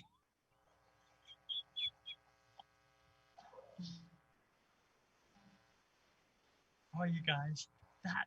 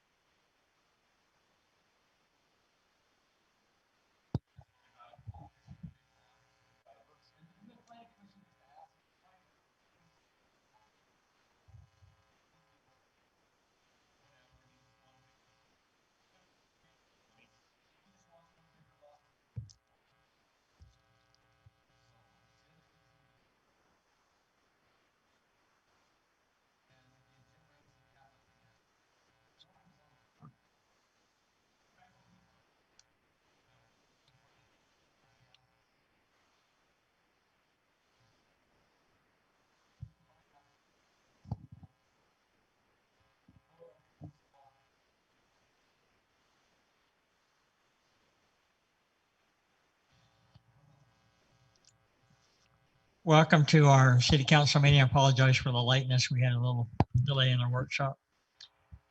This is a public notice of an electronic meeting for our council, August 12th, 2020. Any of you that would like to participate online, please join us at washingtoncity.org/meetings. I've asked Councilman Ivy if he will lead us in the invocation, and Councilman Coates if he will lead us in the Pledge of Allegiance. Our Father in heaven, we're thankful we could meet this evening as residents of Washington City. Father, we pray for thy spirit to be with us this evening as we discuss the most important matters of the city, that we might be guided by your direction and honestly and intrinsically serve the citizens that we're elected to serve. We're thankful for the opportunities. We're thankful for where we live. We're thankful for the kind people that reside here. And we're thankful for thy blessings of guidance in every aspect of our lives. We pray that thy might bless those that are leading the country at this time to guide us through the pandemic, and that people's minds might be eased and their situation might be comforted. We're thankful for you. We love you very much. In the name of Jesus Christ, amen. Amen. Please rise and repeat after me. I pledge allegiance to the flag of the United States of America and to the republic for which it stands, one nation, under God, indivisible, with liberty and justice for all. Thank you, gentlemen. I will entertain a motion to approve our agenda for this evening.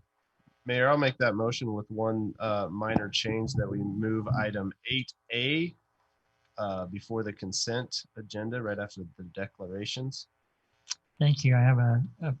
Second, that we move it or remove it? We move it before, And then we can, deal with. So move it between, right after declaration of abstentions and conflicts. I'll second Doug Wardle, second Councilman Coates's motion. thank you. All in favor? Aye. Can I Thank get you. clarification, please, on that motion? Yes. Just for 8A or 9A or both? 8A. What about 9A? We did not discuss 9A, just 8A. We Part moved. of that, okay. Part of it. Part It of is. those documents. So we Then probably I will amend that. I will yeah. amend my Thank you. motion to include item 8A and 9A to just after item 3. Thank you. Okay, let's, on that amendment, all in favor? Aye. Thank you. Move on to item 2, announcements. Mayor, I have an announcement. I'd like to share some of my experiences with the county fair. Okay. We had a parade here last Tuesday that it just was exciting to be a part of that. I saw the residents out having a good time, and it was just an amazing time for our city to kind of display why we enjoy Washington City so much. But I wanted to talk just quickly about some of the events over at the county fair. There was a city fair display that was the absolute best display that I've ever seen. The Historical Society with George Staley and his team, along with Sherry Tate and others, made a display that was amazing. I have pictures and I plan to send those out to the council. Our bison was on full display. There was a nice World War II commemorative meeting, and it was nice. We had, I believe, 10 to 15 World War II veterans that were there. I had Sergeant Segmiller there, that's 104 now. He clarified that. I said 103, he says nope, 104. And then at the Demolition Derby, our princesses did such a great job. They were throwing t-shirts and frisbees to the crowd and having such a good time. Want to really spotlight the Parks Department. I'm so happy that Cole Staley's here tonight to hear this personally, that the Parks Department really stepped up. The city was beautiful. They replanted planter boxes. They paid attention to details, and it was absolutely stunning, the city for the parade, and then ever since. I have a couple of plaques here that I'd like to present to the mayor and to the rest of the council. This one is for the Spotlight City, and I'll give that to the mayor when we get done in light of time. And then if I can take just a minute, I want to indulge, and I hope this doesn't come across as bragging, but the Washington City Youth Council won the Commissioner's Choice Award for the parade. And we're very excited about that. Carmen Snow has a injured foot or surgery on her foot, so she couldn't attend, but she was very helpful in setting things up.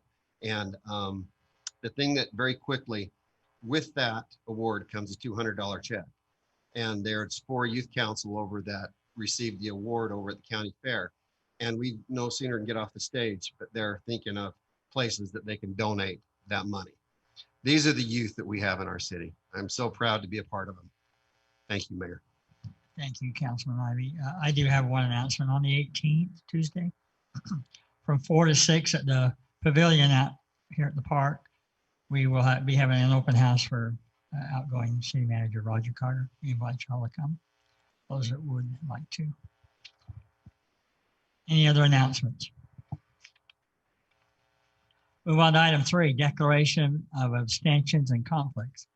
Anything to declare at this time? Mayor, item 11A was a bid award for a project that our firm worked on. My firm that I work for worked on. Okay. Thank you. So noted, so recorded. Okay, we'll move to items 8A and 9A.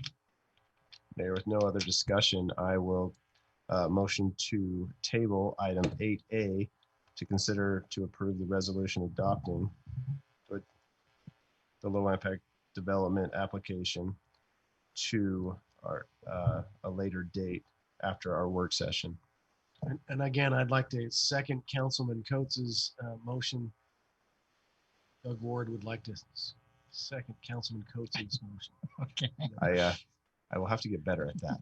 Ward's good at pointing out that I keep saying. Okay, we'll do a roll call vote on that. Staley, aye. Ward, aye. Ivy, aye. Coates, aye. All right, thank you. Now regarding item 9A. Yeah. So Mayor, if I may, I will make a motion. Councilman Coates will make a motion that we table item 9A, the ordinance amending the Washington City Code for the post stormwater construction management. Ward, second. Okay, I have a motion and a second. Again, we'll go with the roll call vote. Coates, aye. Ivy, aye. Ward, aye. Staley, aye. Thank you, gentlemen. Those are tabled. We'll move on to item 4, consent agenda. Item A, to approve the minutes from the city council meetings of 7/22/20. To approve item B, the board audit report for July 2020. And for item C, 2 final plats, consideration to approve the final plat for the Paseos at Sienna Hills, Phase 3, located at approximately Paseos Street and Grapevine Crossing Road, applicant Brennan Holdings. And item 2, consideration to approve the final plat for the Paseos at Sienna Hills, Phase 4, located at approximately Grapevine Crossing Road and Plata Circle, applicant again Brennan Holdings. So Mayor, I was asked by staff, or planning commission wanted us to address on the Paseos lot 111 is a much larger lot, and the developer has established that it was a specific buyer that requested that larger lot, but it still meets all the standard zoning. So they asked us to look at it, and I remember on my planning commission days when this preliminary plat came through, the same question came up and it was approved with this larger lot. Are there any discussion items on that? So are you making any kind of a motion with that? Nope, Or are you I'm pointing just, that out? they just asked us to look at it just to make us aware. So I'm making us all aware that it is different because all the other lots are about 3,000 square foot lots and this is one big 15,000 square foot lot. So I need to, 4C, final plat Paseos, phase 4. So all the utilities are all been amended according to the size of the lot and all that. Lot 111, it looks like. Lot 111. I'm assuming staff has addressed that. Yeah. Or planning. I mean, it looks like a large lot in relation to the very small lots that are next to it. Also realize the way that those lots are laid out, those are more of like a patio home. And so it's not a traditional lot. It's just a footprint of the building. So that 3,000 square feet is the footprint of the building. If they tend to go without an accident, well, if they refuse to, We seem to be getting some interference. Maybe that. Someone muted you. Press star 6 to unmute. I don't have a star 6. Okay. Was that you, Drew? No, I think somebody in IS muted where that was coming from. Okay, thank you. Is the plat on your screen, gentlemen? No, No. Huh, it's on my personal screen, but There it is. How about now? thank you. Is it now? Yes. Okay. Yeah, I just want to bring that up. We're talking about what 111 just to have it on the screen for you.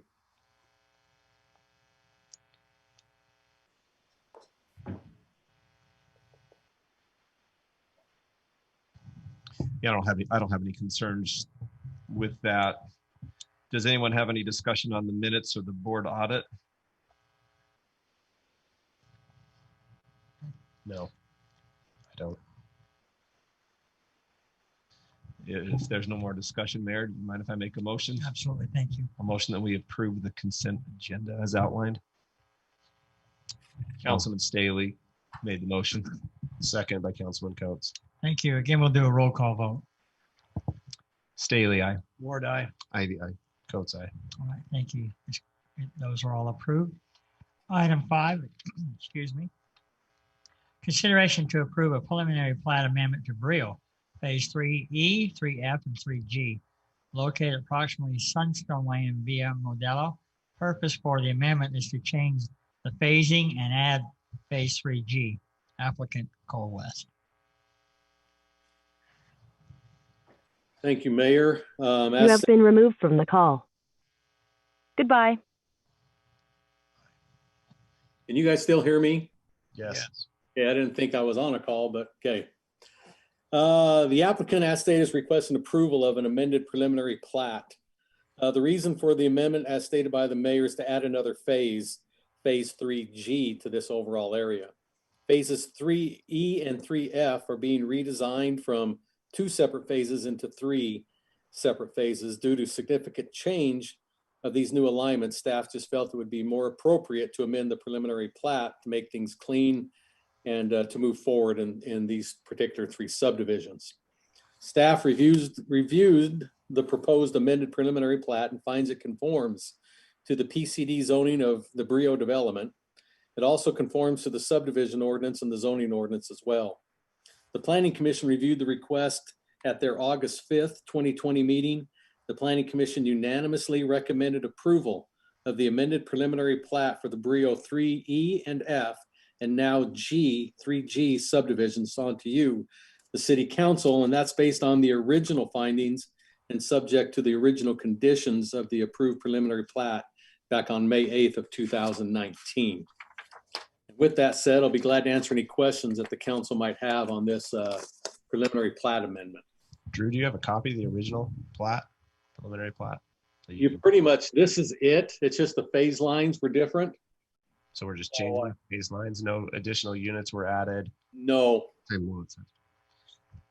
And no public hearing required where this is an amendment? Well, we held that last week and there were no comments. Why don't I remember this? Was this just held at the Planning Commission? Yeah, 1 week ago tonight. Okay. So, and the changing of the phasing on here, sometimes we have stipulations put in there either by motion or by statute that the developer has to bring in certain amenities at certain times. I don't really recall any of those, but this is a PCD though. Well, you see the biggest amenity on there, and it's already built and functioning, right? Hey, they've got most of their. I mean, they're way ahead on most of their stuff. I can't imagine. Yeah. That was the only example I could think of that we usually kind of worry about phasing, but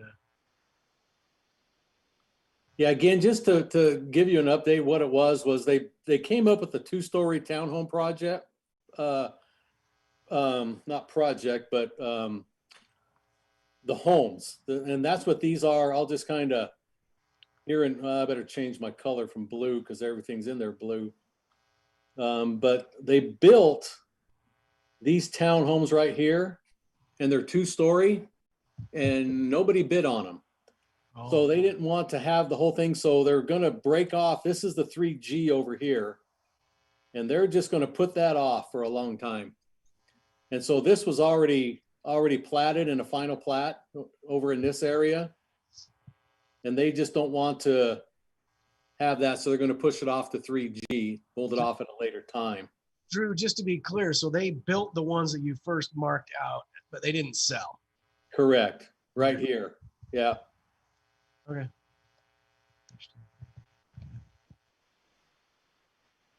Mayor, if there's no other discussion, Thank you. this makes perfect sense. I'd like to make a motion to approve a preliminary plat amendment for Brio Phase 3E, 3F, and 3G located at approximately Sunstone Way and Via Modelo. I have a motion. Do I have a second?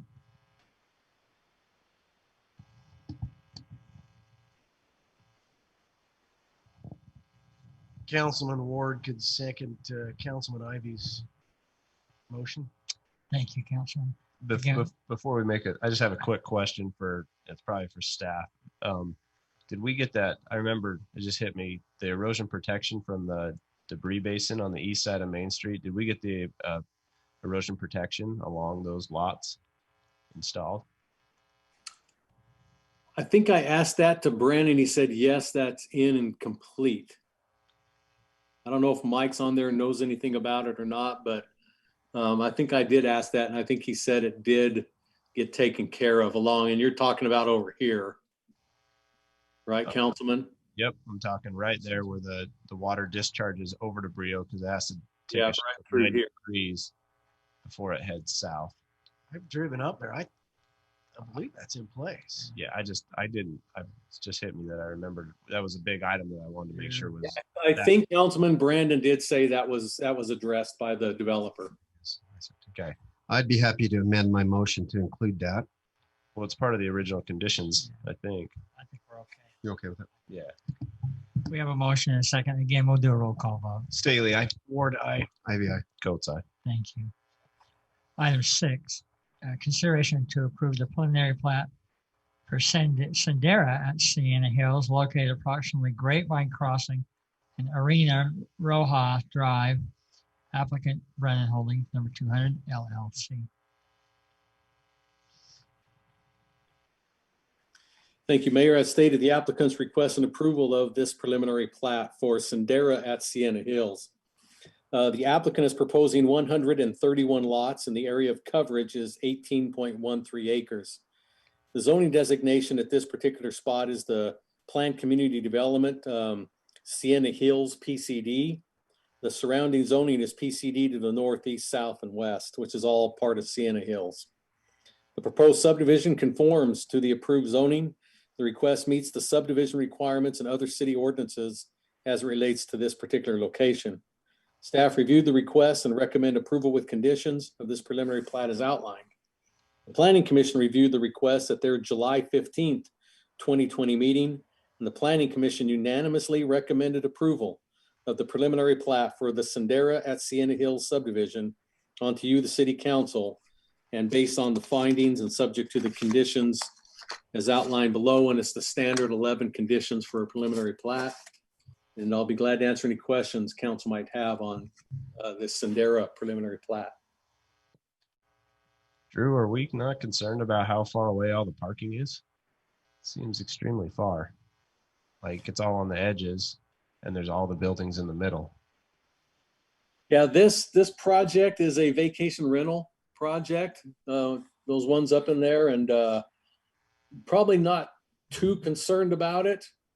I understand it's vacation rental, but I always have to look at vacation rental as someday it might be a neighborhood if vacation rentals don't work out. That's how it's just an overlay. It's still a subdivision. So I'm concerned with the parking layout. And that has been one way that some of these vacation rentals have been sold to the city council in the past, is that people from up northern Utah, for example, will buy into these things, and then in a few years they'll come move in themselves. Well, yeah, Drew, this is Jim. I'm here. If I can address that if you'd like. Yeah, go ahead, Jim. Okay. Each unit has a 2-car garage. The center units are alley loaded. They have a 2-car garage in those. The perimeter units are duplexes. They not only have a 2-car garage, but there's a driveway that would hold another 2 additional vehicles. So as far as any additional parking spaces, that's over and above what would normally be in a subdivision, because there's 2 parking spaces for every unit. On the duplexes, there's actually 4 parking spots, 2 inside, 2 out, plus all the additional parking units. There wouldn't be any parking in the center units other than in the driveways, or in the garages. In the 2-car garage, correct. There's no actual driveway there, or not sufficient to park a car on. No, and this is exactly like our Casitas project and exactly like our Escondido project, and parking works very well in both those projects. This is really the interior units. And we have, Jim, how large are the interior units? The square foot of the buildings. Yeah, the individual units. It looks like there are 4 plexes, but each unit, what's the size? I don't remember the exact number. I'm guessing around 1,400 square feet. Like 3-bedroom, 2-bath type? Yeah, 2-story. There's 1 bedroom, master bedroom on the ground floor, and 2 on the upper floor, with the option on the outer units. They have a den in them also.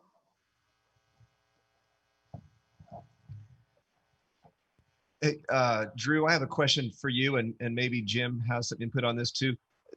Would you just talk about, there's a lot of units in there, and it's kind of at the end of this PCD. Would you talk about road access to kind of help me understand the near-term plan and the long-term plan for access? Drew, do you want me to address that, or? Why don't you? I'll try to see if your map, well, I can't get any tighter on the map. So. Yeah. So Grapevine Crossing is basically a loop road that loops from the initial roundabout by the Maverick. It comes through there. We have graveled that for second emergency access until the commercial goes in. Then Grapevine Crossing is a divided 3-lane highway. This conforms with the overall traffic study for Sienna Hills. Grapevine Crossing is a no-load road. So in other words, no homes run on that. So it's a collector road that feeds traffic in and out of each project.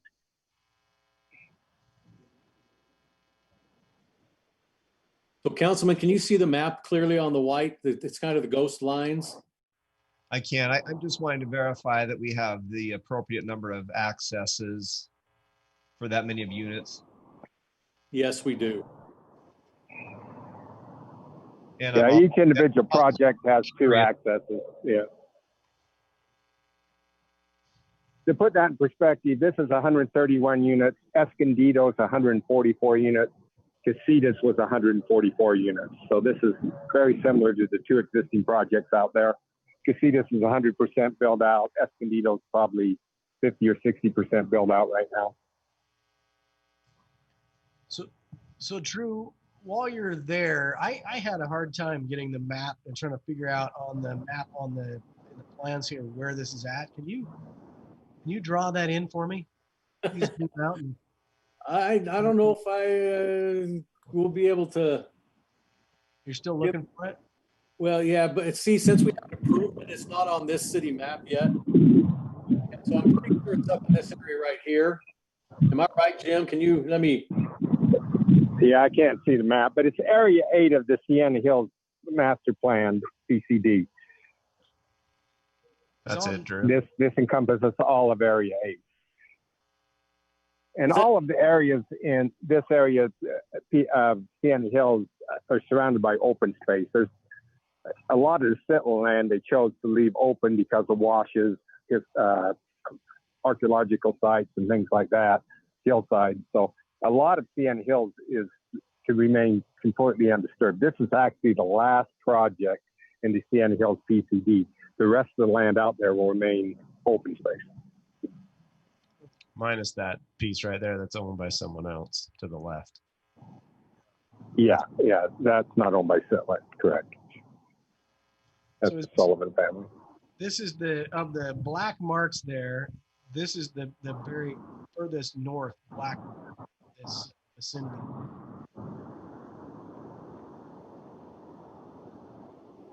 Yeah, I wish I could zoom out for you, Councilman, but as soon as I zoom out to the next layer, I lose the roads. So I hope this,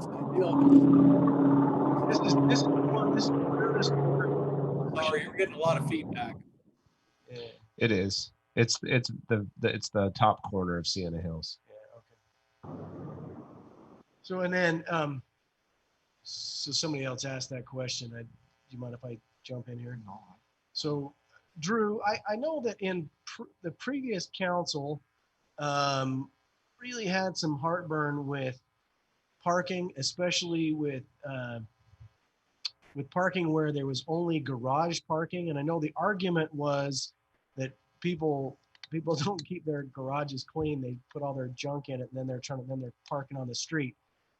So I know the argument, but I'm failing to recollect projects within the city or within the area that are kind of representative of where that opinion came from. Can you help me out with that?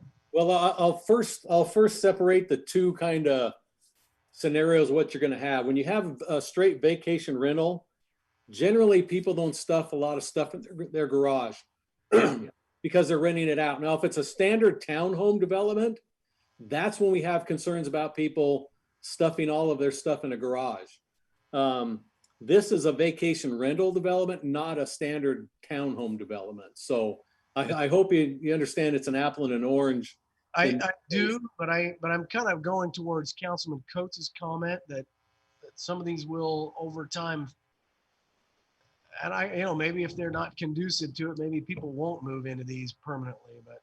But if the vacation rental market collapses, or if people start owner occupying these, my understanding is that the vacation rental market has kind of been a little bit flooded in the area, and some of the values of some of these have dropped,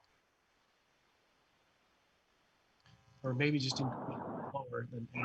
And I appreciate your concern, Councilman, but that's where at least the parking is in the development here versus some of those other townhome projects we see. They don't put any of this extra parking in or required. That's fair.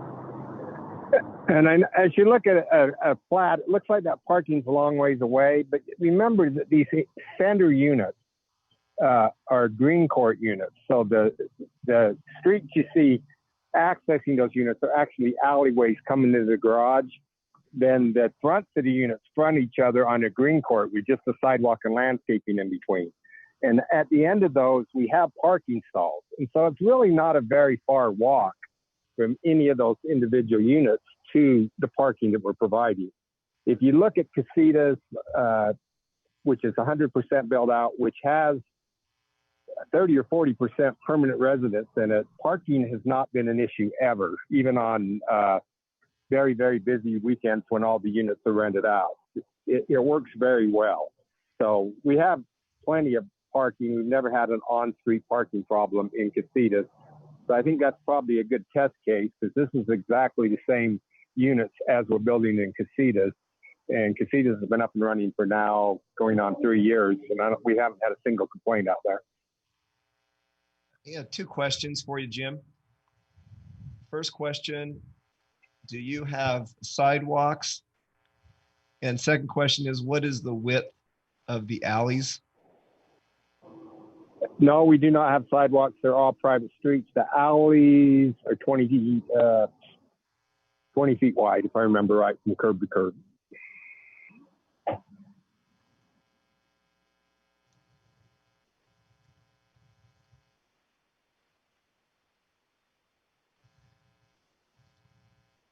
And you're not looking at phasing this project. You're looking at building the entire project at once. No, we'll probably build it in 2 phases. We're not sure yet. Ivory Homes is under contract for it, and they're building.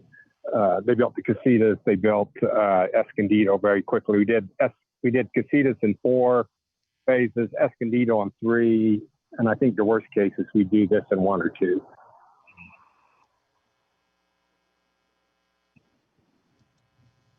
This is the 3rd pool and clubhouse in that area that they'll be building also. Pool and amenities. It's not like a big clubhouse. What will the rest of the open space look like around the pool and around the perimeter where there's the parking? It'll be fully landscaped, zero type scaping, similar to what we've done in Casitas and Escondido. The undisturbed areas outside of the plat boundaries will remain open space, undisturbed. Anything that we disturb will landscape. Has the drainage on the outside perimeter been addressed? Yes, there's the drainage study's been submitted and approved. The outside drainage along, the biggest issue there is along the hill. As you come off the big hill, there is a rock line channel that will run along the toe of that hill and come down and feed the natural drainages below and Sienna Hill. Is that rock line wide enough that staff in a potential could get in there and clean it out, or not staff, but the HOA? Yeah, it's not like the smaller ones we built with the little slope. It's a fairly major channel because of that hill's a big hill. Just the potential for water coming off that hill is pretty high.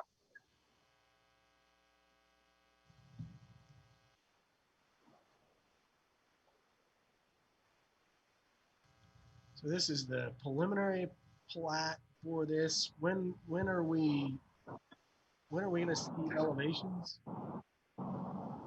You won't. The types units and those types of things were approved with the PCD. It's the same footprint. It's the same building as in Escondido and in Casitas. You go out and look at those 2, you'll notice that Casitas has a little bit different color scheme than Escondido, just because they wanted a little different look, but the units are exactly the same units. They just have a different color stucco and different highlights of rock and things like that. But the units will look, the architectural features of the units are exactly the same as Escondido and Casitas.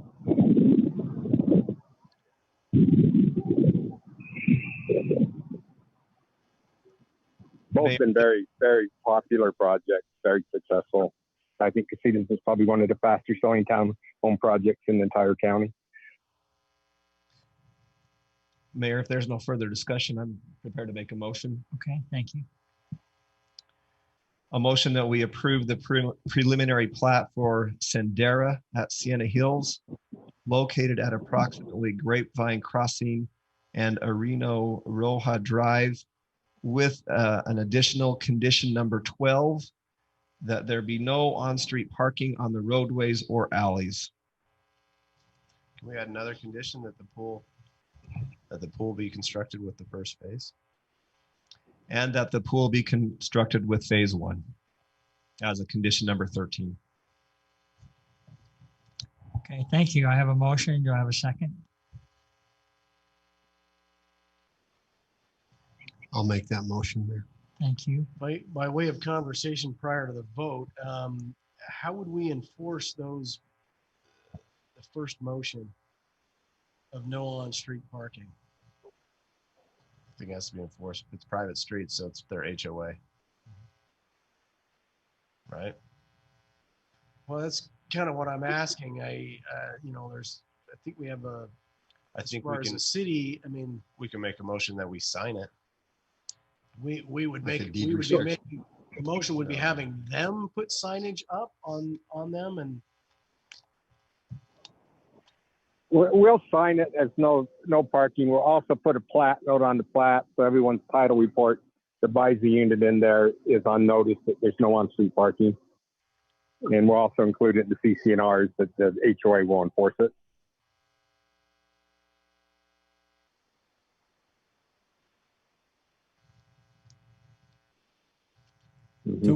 So council, if you want, this is just always one of those really sticky, goofy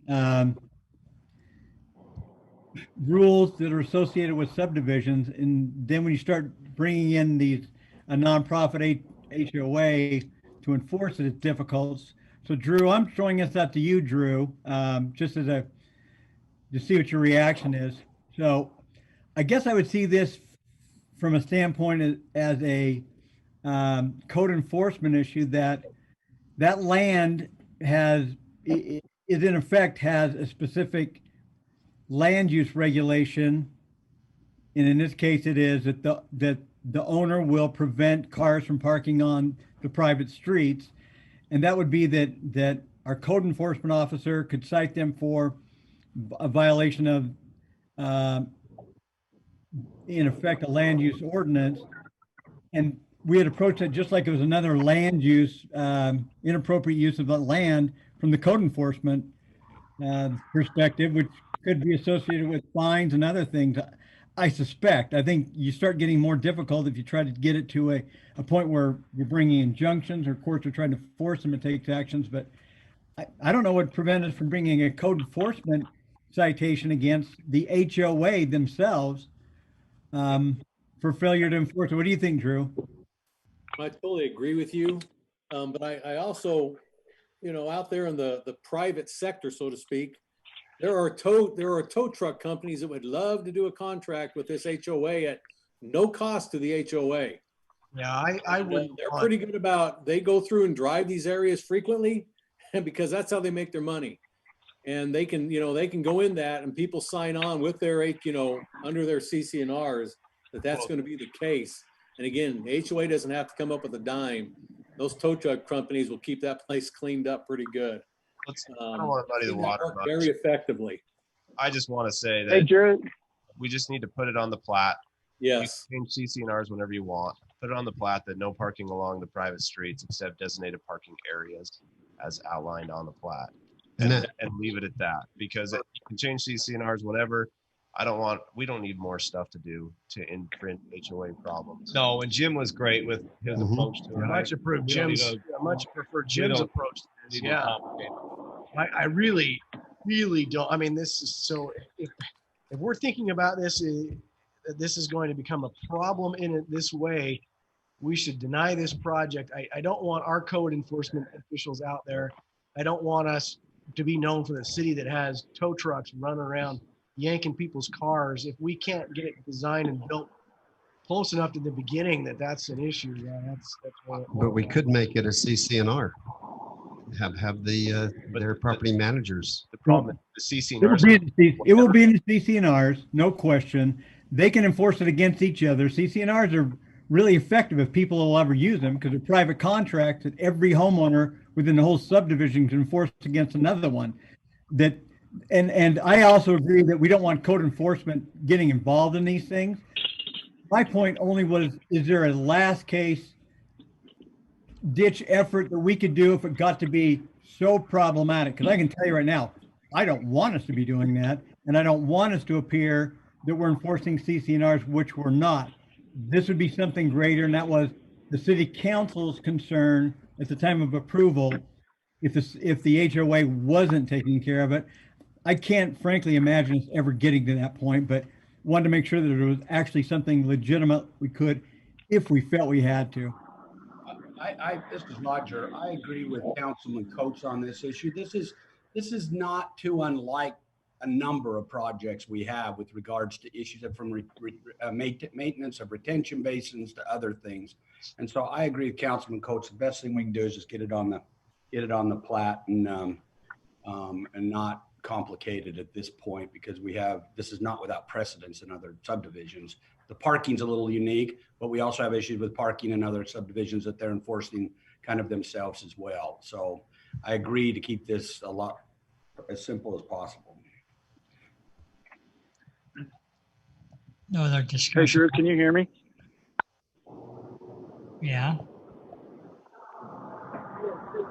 There's something else? Yeah. Okay. Jim, was that you? Yeah, I'm here. just wanted, the last comment is that there again, this is our third townhome project, the exact same configuration. One has been built out for 3 years and we've had 0 parking issues inconceivable. Thank you. Appreciate that. We do have a motion and a second with 2 addendums on it. So I'll entertain a roll call vote. Staley, aye. Ward, nay. Ivy, aye. Coates, aye. Okay, that passes 3-1. Move on to our public hearings, item 7. A, public hearing for a consideration to approve zone change request Z-20-11, request from residential agricultural 2-acre lots to residential agricultural 1-acre lots located at approximately 2670 East Washington Dam Road. Applicant Michael Labram. Thank you, Mayor. Applicant is requesting approval to change the zoning of approximately 3.73 acres. As stated, the request is from the RA2 to the residential agricultural 1-acre minimum or RA1 zoning designation. The RA1 request is for the purpose of the owner being able to subdivide the 3.73 acres into 1-acre parcels at a future date. The general plan use designation at this location is the estate designation. The surrounding zoning to this parcel is RA2 to the north and west, RA1 to the east, and open space to the south, which is BLM property. The Planning Commission reviewed the request at their July 1st, 2020 meeting. The Planning Commission unanimously recommended approval of Z-20-11 for the zone change request from residential agricultural 2-acre minimum to the proposed residential agricultural 1-acre minimum RA1 zoning designation onto you, the City Council, and that's based on the following findings. And I'll be glad to answer any questions the council has on this proposed zone change. Drew, do we have any concerns about the access?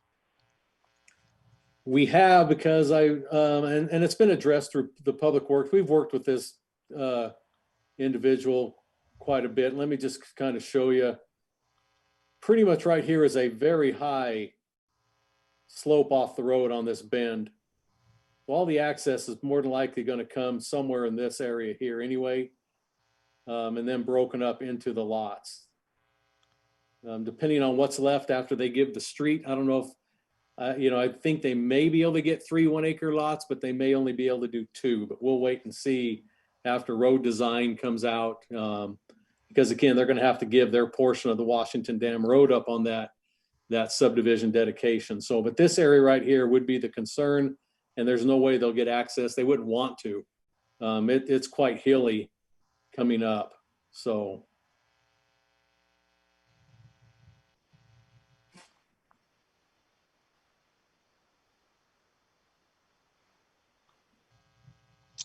Any additional questions for Drew? This is a public hearing. And Denise, do you have any? Mayor, there are no public comments on this item at this time. Okay, if not, I will entertain a motion to close this public hearing. So moved. I have a motion. Do I have a second? Councilman Ward will second Councilman Coates' motion. Thank you. We'll do a roll call vote. Start with Councilman Ward. Ward, aye. Staley. I'm still just wondering if. Sorry, did we? No, it's okay. I'm late. I'm late on this, but I just had one other. We could close the public comment and then discuss it. Staley, aye. Okay, thank you. Coates, aye. Ivy, aye. Thank you.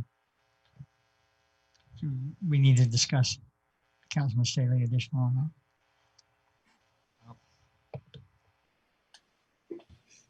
I'm looking at maybe 7A. My staff review just shows something different than what was on here. That was just what I was confused about.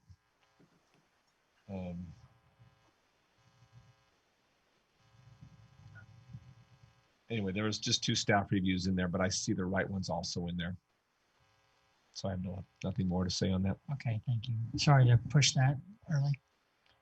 Item B then, public hearing for consideration to approve zone change request Z-20-12, request from agricultural 20-acre lots, A20, to residential single family, 6,000 square foot minimum, R16, 8,000 square foot minimum, R18, and 10,000 square foot minimum, R110 acre lots located approximately 4500 South 300 East, African Cardiff, Wales, LLC.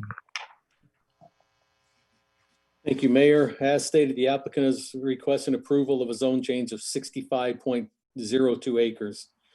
The requested change, as stated, is from the Ag 20 to the proposed R16, R18, and R110 zoning designations, as you see on the screen.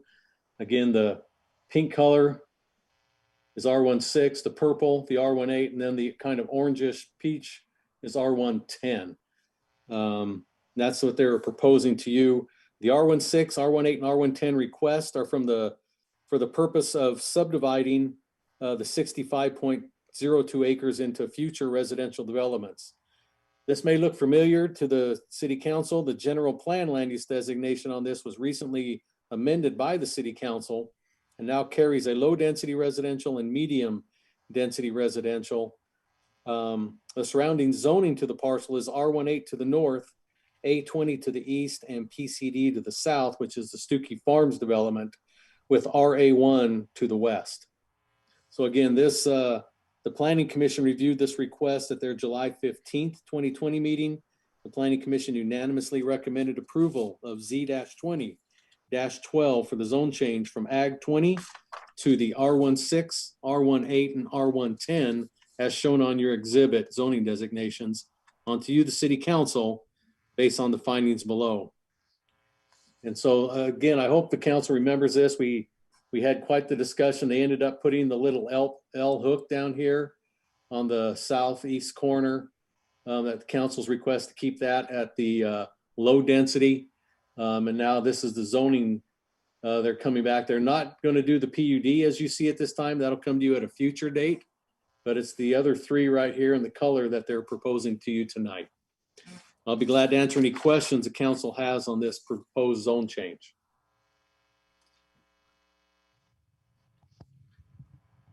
Just for the record, Drew, what lot sizes or zoning is applicable in low density and medium density designations? Okay, in the medium density, you can do the R2, the R16, and the R18 zoning designations. The low density general plan carries an R110 and an R112 zoning choice. Does that help answer that for you, Councilman? You know, and I'm sorry I asked one of those questions that I knew the answer, but I wanted that to be on the record. So I wanted to hear you say that. Thank you, Drew. You're welcome. Drew, could you help us to see where future roads are going to come through, like from St. George and Washington, just to kind of get an idea? Yeah, let me go to the city map now. I'm going to lose the zoning boundaries on this, but you'll still be fine. Let me zoom out of here and I'll show you at least the master planned roads. I think hopefully that's what you're asking for. It is, and I'd like to see how this St. George Road's going to tie into it.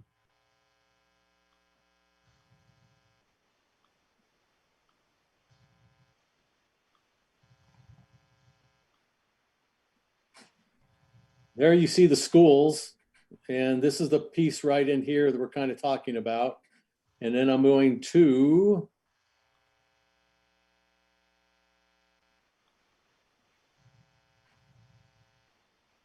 so there you can kind of see what, the orange one, the orange road runs right through the middle of their project, and I'll bring that up for you. That is a residential collector 60 foot. So that's this orange one here. The blue one is actually up above them a bit. It's in another development north of theirs, which is a 60 foot. That's 4200 south that runs in front of the new schools. And that one goes over to, of course, feed into Washington Fields Road over here. So hopefully that helped to answer where you're at. Let me back out maybe just one click.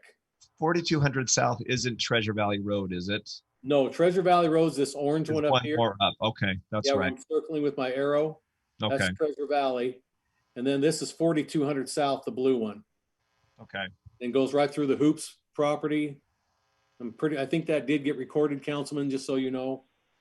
That would be there. That 4200 south is blue. And then these orange ones are going to be 60-foot residential collectors. And the piece we're talking about tonight, I'm just going to,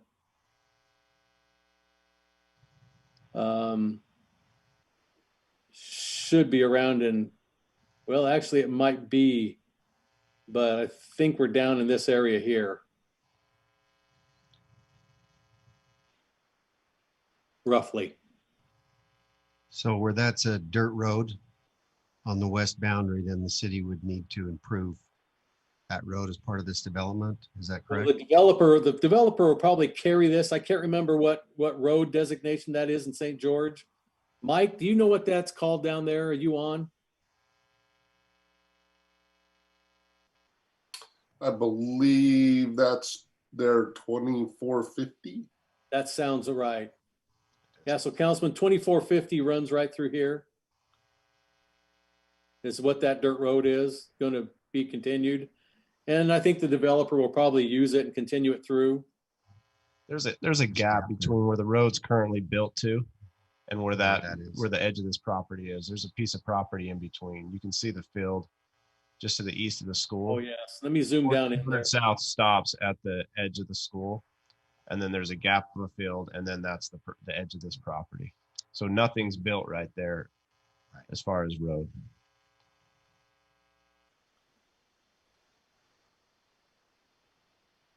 Well, actually, you can see 2450 South is our proposed road that we have in there, Councilman. So, and it bends up here. It won't stay on this. But we'll let them propose their roads as they come, but they'll have to keep this one in mind. Well, that brings me a question, though, on the subdivision to the north. Are they building that section of road to the south from 4200 south? This one? Councilman right here? No, go down to the south, right? It's hard to see your marker.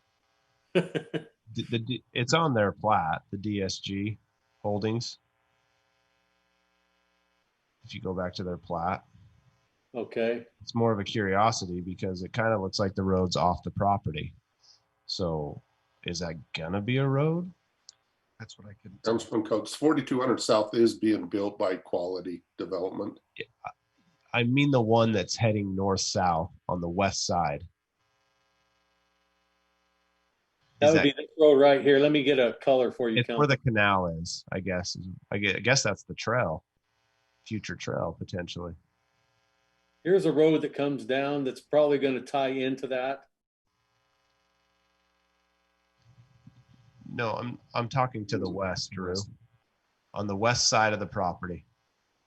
Okay, let's. By the curve? On the curve, just the whole side. Is that a future road that keeps heading south? The curved part of the property? No. Is that where you're talking? I'm right there. Stop, Drew. Move your arrow to the left. Right there. That dirt road right there. That's where the canal, the old canal was. Is that could be a master plan road? The developer, well, Quality that's developing there would have to build half of that road where they front that, or it's part of their property. And I guess my question is, it looks like it's not a master planned. Because here's that road you're talking about right here. Yeah, it would be more of a residential road. Okay. It'd probably be a 50-foot road that they'd be required to put in. I think the point I'm getting at is I just hope that it looks like the current is on one-sided and not double-sided. It looks like it's all owned by the property owner to the west, so that road would be all the costs would be incurred on that guy on the west and none on the guys on the east, is how it looks to me. Based on I think because of the property line. Yes. You do. So that's all. I just wanted to bring that up. Yeah, and it'd all be depending on how he's going to develop his property, the Quality Development. I don't remember what that subdivision layout is, but it's not that great of a distance for that other parcel that's to the west to do their development and not even have that as a roadway. Okay. Mike, do we own that strip right now? Do you know? It looks like it's probably a platted road. Because yeah, it's not showing up as any ownership, and that tells me it's an indicator it might already be given to us. Yeah, it's just one of the county platted. Okay. Been there forever. It's not right on the dirt road there. It's further in. But not. Well, that's beside the, I mean, that's not. And that possibly could be the canal easement. That's where the canal is. Yeah. Well, that might be the ownership. That's probably what it is the canal easement. It is. So, but if there needs to be a road there or a trail there, I guess I would say it needs to be a road. Well, it doesn't have to be. I think it does if you live there. Did you say if you live there? Yeah, if you live there, it needs to be a road. Well.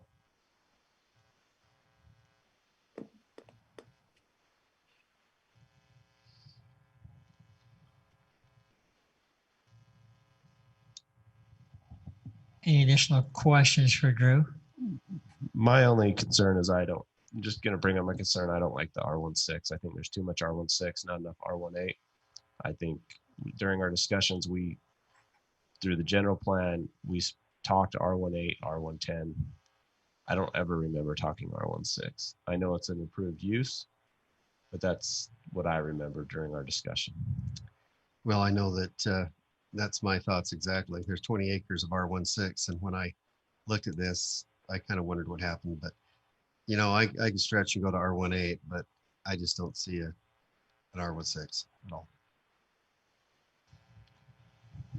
I think we also need to remember that low density, you can do R110 or R112, and I don't see any R112.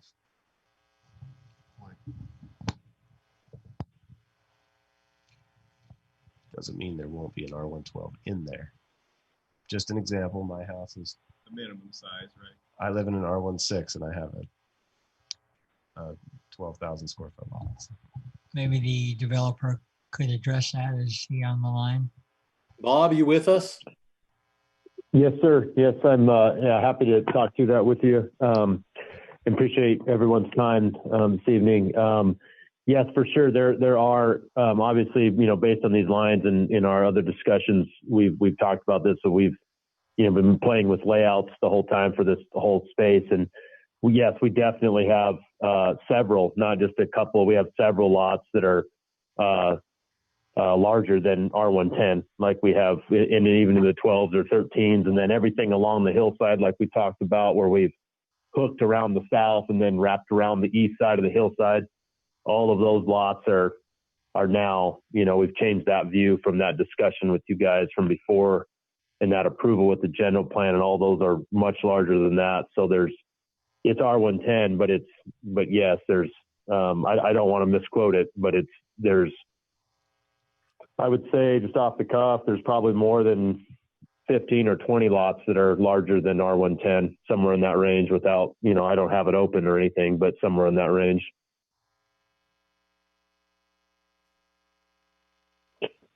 And I'm again, just wanted to, or not again, but just wanted to bring up that I don't remember the exact conversation, what I said in the conversation as far as the densities goes, but our plan hasn't ever changed, and I apologize, but I thought that I did communicate that, you know, that was our intent, was to go from the 10s to the 8s to the 6s, and then the PUD or the PUD future that's not a part of this approval is, you know, intended as to migrate into the commercial is, you know, townhomes in some fashion, you know, at a future date. I mean, we're not intending to do that for quite some time. And also keep in mind that we are, you know, these are big hard zone areas that we're referring to here, but obviously these things aren't coming all online at the same time, right? They're just 30 lot phases as they come here from the west and travel to the east. And so just making that comment. So.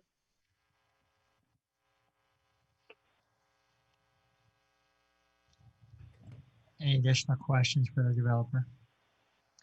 Okay, so the public hearing again. Denise, do you have any comments? We do not have any comments for this item.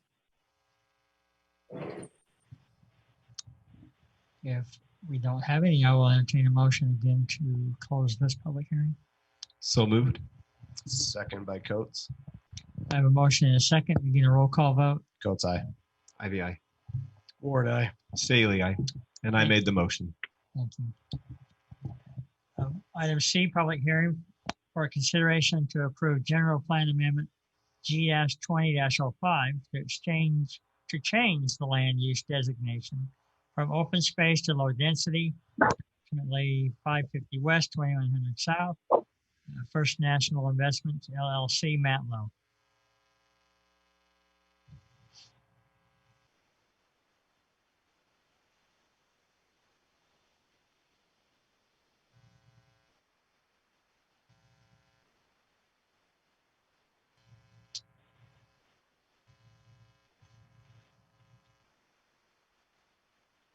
Are you on, Drew?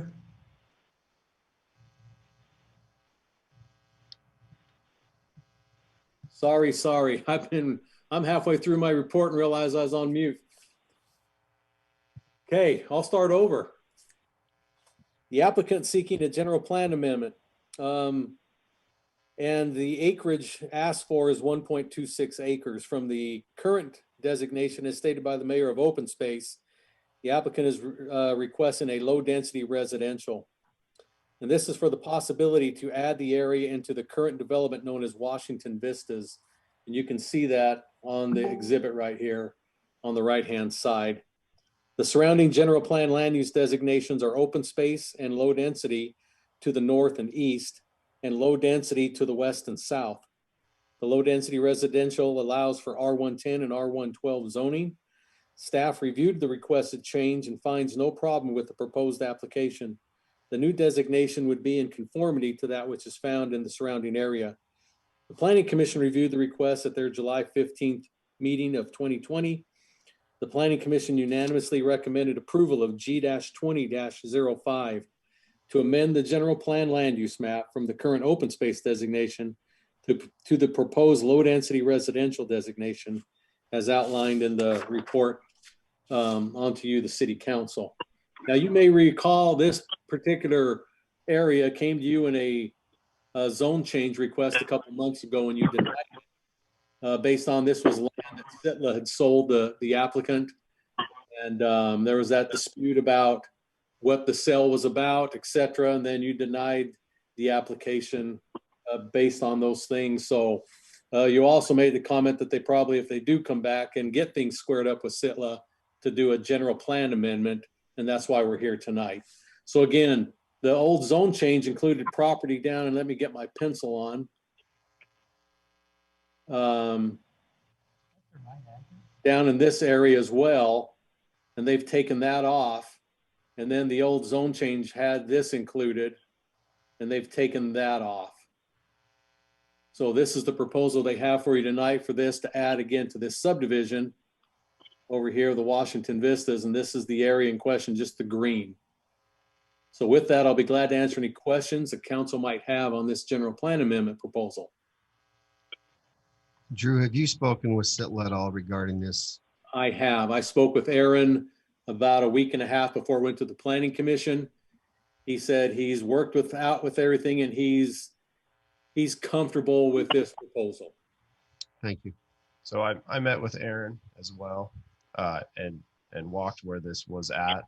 The developer was nice enough to stake that for Aaron so he could see, and it looked like where this location is landed is where the area has been disturbed already, and most of the open space is now being protected. So when I met with Aaron, he seemed comfortable with where it landed. Does this have any floodplain on it at all? I can't remember. Not the portion they're asking for. The floodplains. The old one did, but not the new one. Okay. You can see the floodplain line, Councilman. Let me I'll zoom in enough where you can see those lines. Let me get rid of my blue and red now. Here's your 100-year floodplain, the dashed line.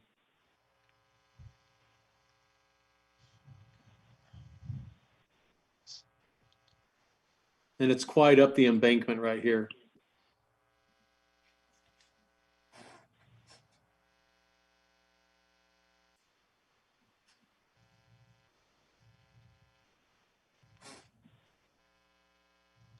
So I do have a question for staff.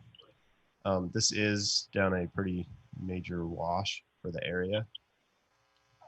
In my opinion, this area, when it comes to final plat, should be dedicated over to the city because this is a main infrastructure floodplain as an open space area. Is that something, I don't know if the developer is open to that. I think all these major washes should be maintained by the cities because you can't build on them anyways. And it makes it so the city can do what they need to during flood events. It's my understanding that there is a proposed, I don't know if it's master plan, but a proposed park for this area too. So it would be, might be good to I don't think we're gonna have a park here. cross the wash. Oh, on the other side of the wash, outside of this property. Okay. Mark or Matt, are you on with us, or Eric? This is Mark. I'm on. Matt's on as well. Okay. You want to respond to that question? I don't know.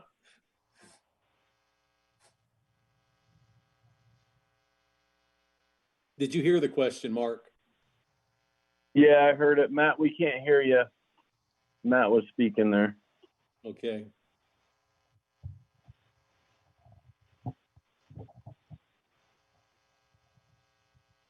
I still can't hear you, Matt.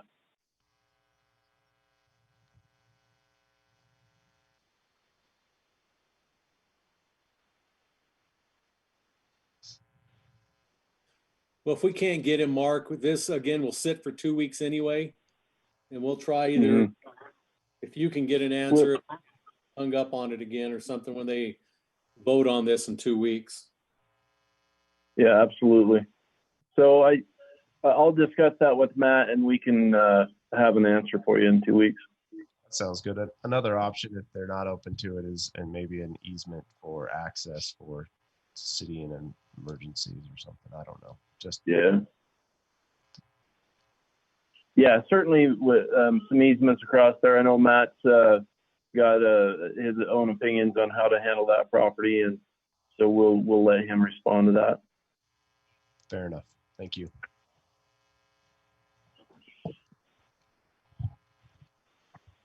Any additional comments, concerns from council to Drew or the applicant? Mayor, this is Mike. If I can jump in just for a quick second. We do have a standard access easement that we use along the river that we could use along this corridor. I don't know that it necessarily needs to be deeded to us, but if we could have that emergency access easement, that would probably handle anything that we would need. Okay. Thanks, Mike. Thank you. Again, this is a public hearing. Denise, was there any comments from the public on this? We do have a public comment on this item. It is from a Dwight Bird. He lives in the Green Springs, well, it's from the Green Springs area. It says, before considering what's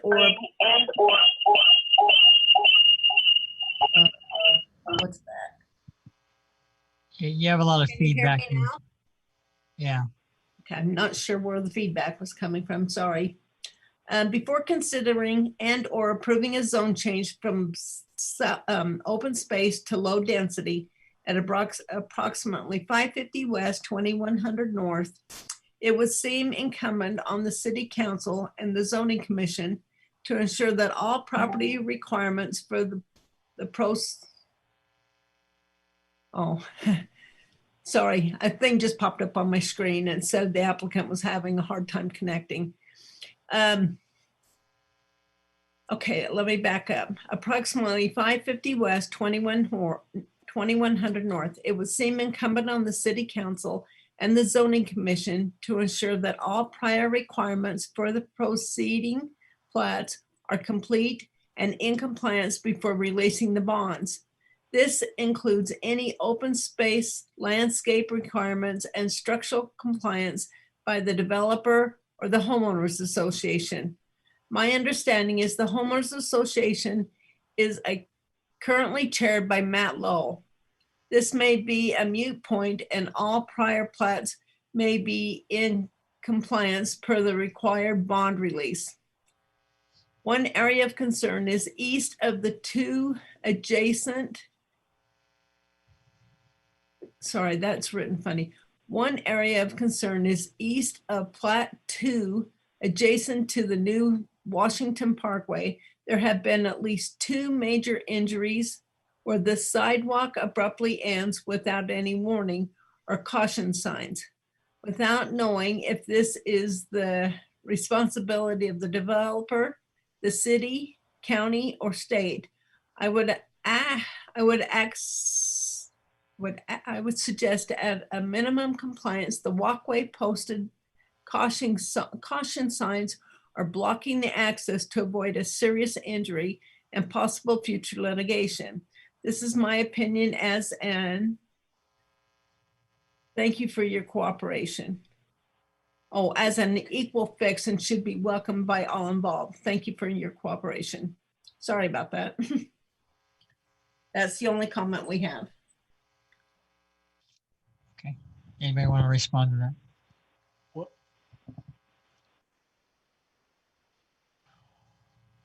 When would the bond be released on this?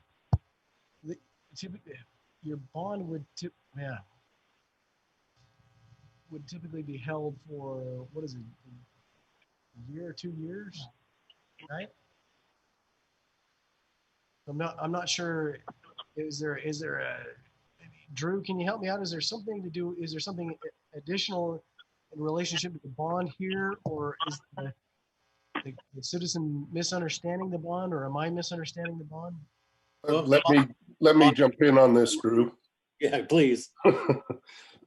So developers have 2 options when they develop a development. They can bond for all their improvements and record their plat, which that bond basically guarantees when they record their plat, they can sell lots even though the development's not completed.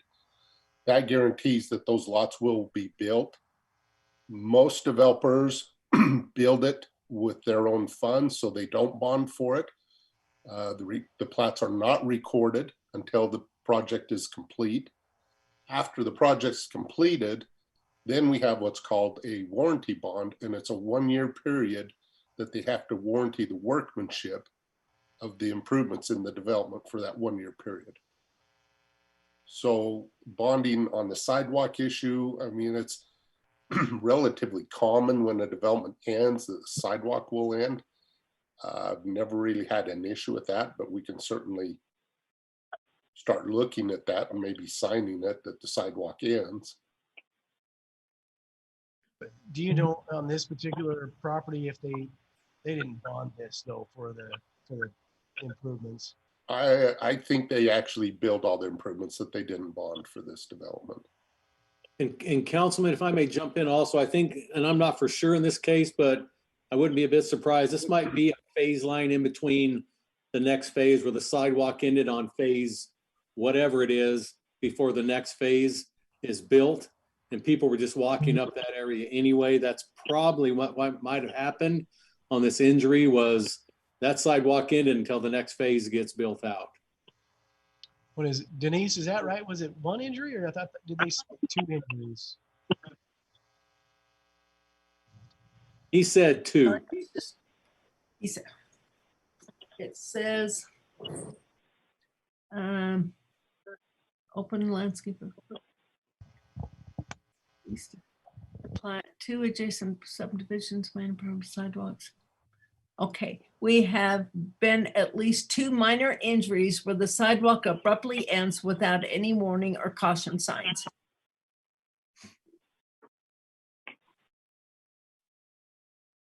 Did you hear me? I did. Thank you. Yeah. Okay. We can certainly put some signs up there. It's not, you know, if boy, we can work with Public Works with Mike and figure out where that is and make sure that that's properly signed if it's not already.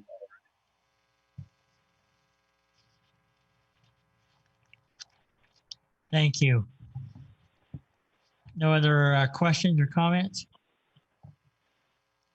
I'll entertain. This is the applicant, Matt Lowe, on the line. I was just gonna, on that I was just going to say on that previous comment about doing some type of a maintenance easement in the wash, I'd be fine to do that. That'd be okay. Thank you, Matt. Are you opposed to deeding over the land? Then is that what we're hearing? I mean, what is customary in that situation? I have easements in place with SITLA for drainage and with the city. So what would be customary on that situation? Mike, do you guys typically like to have the drainage areas deeded to the city? Customarily, I would rather have the easement, and I don't have to maintain it. Your HOA does. Because that's what I've done everywhere else is I provide easements and then the HOA maintains those areas. So that's kind of consistently how we've done it. Yeah, I look at this as more of an open space, because that's what an open space main wash, and those aren't really maintained. But I mean, I just brought it up because I truly believe all rivers should be owned by the city that they're in, at least to the floodplain. So for maintenance, but that's me. But we don't need to beat a dead horse on it. Just...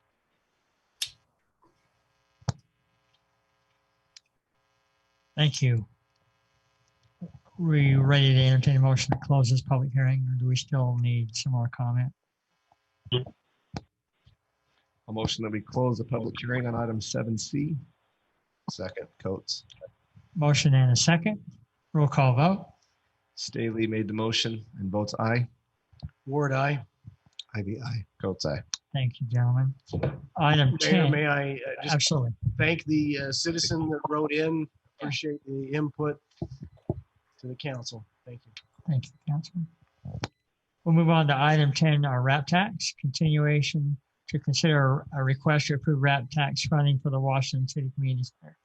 Assistant Community, Cole, are you handling that today? Are you just here to, there, okay, Ben. Cole's here for moral support. This, as the mayor stated, this is a continuation of our discussion from last council meeting. The council members had asked for some additional information, which has been included in your packet, and I'm here to answer any questions that you may have. Hey, Ben, I want to apologize to you. I had reached out to go and visit on site, and I never responded back to your reply, but I did make it up there today and walked it. So I just, anyway, thank you for offering to meet me on site there, but I was able to get out there and see it myself. I appreciate that. And I know I had the opportunity to meet with Councilman Ivy, and he was able to walk through that space as well. So I'm not sure if he had anything to add from that, or if you, Councilman Staley, had anything that you would observe from that.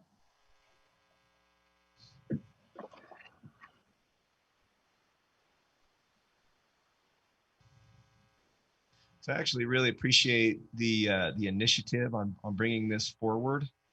I like the fact that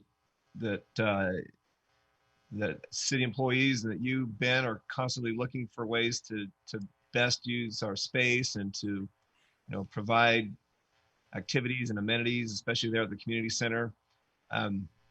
Personally, when I walked it there today, it felt just a little bit tight to me. I did have a little bit of concern of the close proximity that it backs up to Bullock Street. So I worry just a little bit about the lights and the noise if the pickleballers are going crazy at night.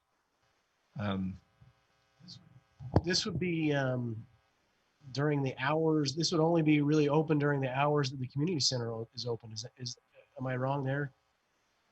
That is correct. What are those hours? Weeknights, weekends? They always kick me out late. Yeah. The facility is open Monday through Thursday, 5 a.m. to 10 p.m., Friday, 5 a.m. to 9 p.m., and Saturday, 6 a.m. to 8 p.m. Yeah. But we do kick Councilman Ward out at 8 p.m. Well, I'm in the pool, so that. Is he being kicked out for other reasons? Surprise. Yeah, we appreciate him using the pool over there. I talked with him earlier today, and I'm glad that he enjoys that. So. It was nice though being up there today. Those big doors open up, and you have the lap swim right there, and it's really nice. It's peaceful, and there's plenty of room for the doors to be open and the lap swimmers to do their thing. So I personally kind of like it the way it is for right now, but you know, I'm one of the group. So my question is on funds. I can't find where the overall RAP tax funds breakdown is. I couldn't find it.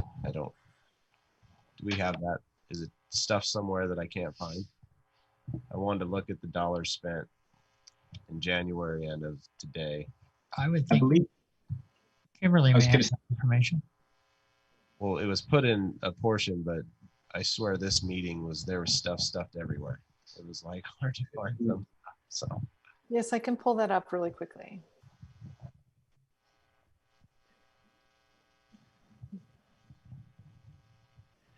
Did you just want to know where we were at spending wise, or do you want to actually be able to see the report? It would have been in a prior packet, and I can get Denise to move that over. I want to see where we're at as a total that we spent this year, how much we have, how much we anticipate to have, and in prior past, we're saving a portion for a future building, for an arts or whatever. And I just want to make sure we're still heading in that same direction goal wise. Yeah. As of our most recent distribution and the money that was approved at your previous council meeting, the available funds that we currently have on hand is $518,614. And of that money, we have $245,215 that was set aside towards the cultural facilities and arts that the council designated. So that leaves about $273,000 that we have on hand that is currently uncommitted. So 273 left. Mm-hmm. And we've set aside, sorry, say that number again. And then we have set aside $245,000. Kimberly, And what is then- that percentage that we set aside? What is the percentage? It's 35%.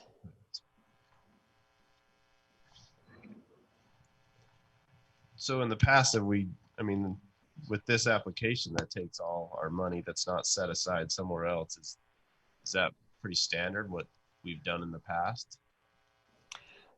It is, well, I shouldn't say it's standard necessarily. The council always considers all of the funding that's available. They have at this point never taken into account the future collections. They haven't committed anything. We did have some requests before that asked us to commit towards future funding, and the council hasn't wanted to do that. So you've always just considered that based on what is currently available. And what are we typically bringing in right now? Tax revenue on this RAP tax? We'll bring in probably around $450,000 in this current fiscal year.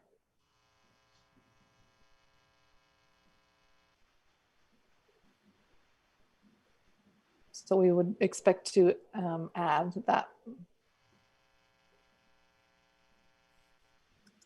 That information, I believe, is in your packets, but it's under the information resource.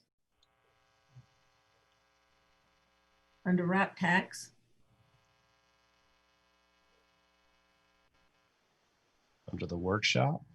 No, under your information resource. Instead of going towards your packet, when you very first sign into your shared drive, you go to information resource and all your RAP tax stuff is on there. And then there's one that's just labeled RAP tax, and that is the one from our July 22nd meeting. Did you find it? So it's information resources under council. And then it's RAP tax information. When you open that file up, there's a bunch of files. And if you go down towards after 2020, it says RAP tax. If you open that up, that is the one that we had for our July 22nd meeting. The RAP tax forecast or just, No, it just says wrap tax. oh, the folder RAP tax. Yeah. That's the one that we just had. And I'm more than happy if you want me to do a share screen to pull that up for you if you'd like. It says RAP tax distributions available funds. In the RAP tax folder, bottom one. Did you get it, Kimberly? Yeah, I have access to it. I just didn't know if you want me to do a share screen. Yeah, would you? Yes. Just to all make sure we're looking at the, there was a lot of folders we had to dive through.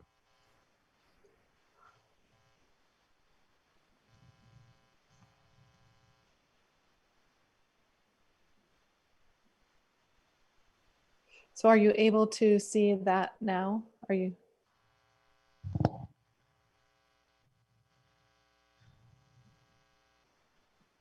Once I share, I can't tell what you can see. We can I can see it. Can you see? But that's different than the one I had. The one I shows a different number. Mine shows 533,000 at the top. Because yours doesn't show the award that was just barely given. You gave 15,000, I think. Southwest Symphony. To the Southwest Symphony.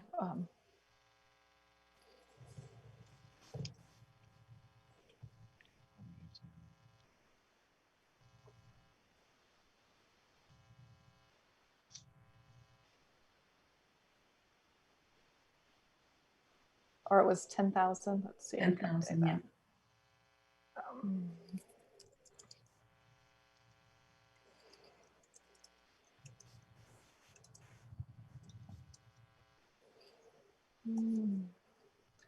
Okay, so you'll be at 523.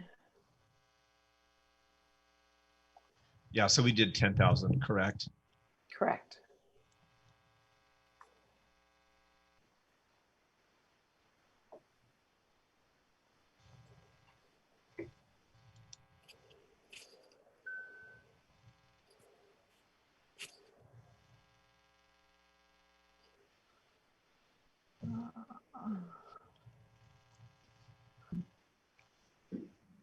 So I'm just noticing on the Southwest Symphony, it says 2018 RAP tax cultural funding application. Is that just a form that was from that year? Correct, because the dates seem to be correct down in the proposal specifics. So basically, the pickleball courts at the community center would, I mean, considering just rounding and estimating, considering we have roughly half set aside for a cultural arts facility, it would take the majority of the remaining funds to do this. Personally, I like a little bit of flexibility to look at some other projects. This is a good project, but I'm wondering if it's the better or best project. I know we've done some phases of the Veterans Park revitalization. I know there's some other ideas that may come forth as far as recreation or arts or parks. And I think I'm probably at this point, as much as I appreciate Ben, I appreciate this initiative, I'm probably of the opinion that I'd like to hold on to that and see what other projects come forward. Kimberly, can I get a clarification on that? So this would be the majority of the remaining funds currently distributed outside of the 35% that's kind of been set aside. But that's only up to this current collection period, right? So I'm trying to remember how your RAP tax applicants typically are coming in every 6 months, but you're collecting those on a monthly basis, right? Correct. So between now and when you would potentially review the next applications, we would probably expect to see around another $150,000 added to the RAP tax funds between now and January from the uncommitted portion.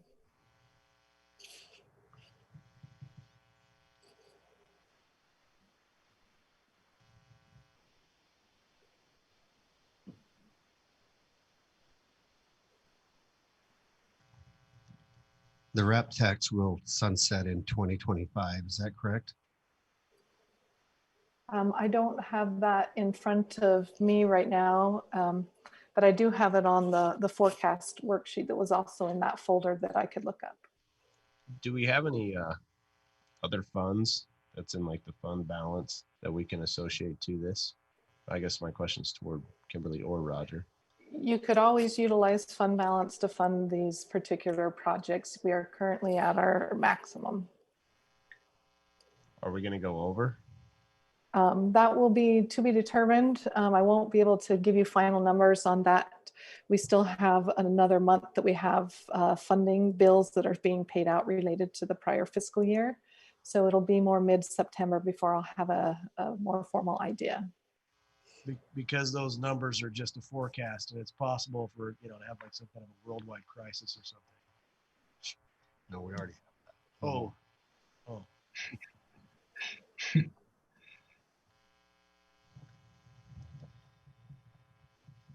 So just back to the image you've got attached to in the packets here, as far as the exterior bold line that I'm looking at there, that's a fence.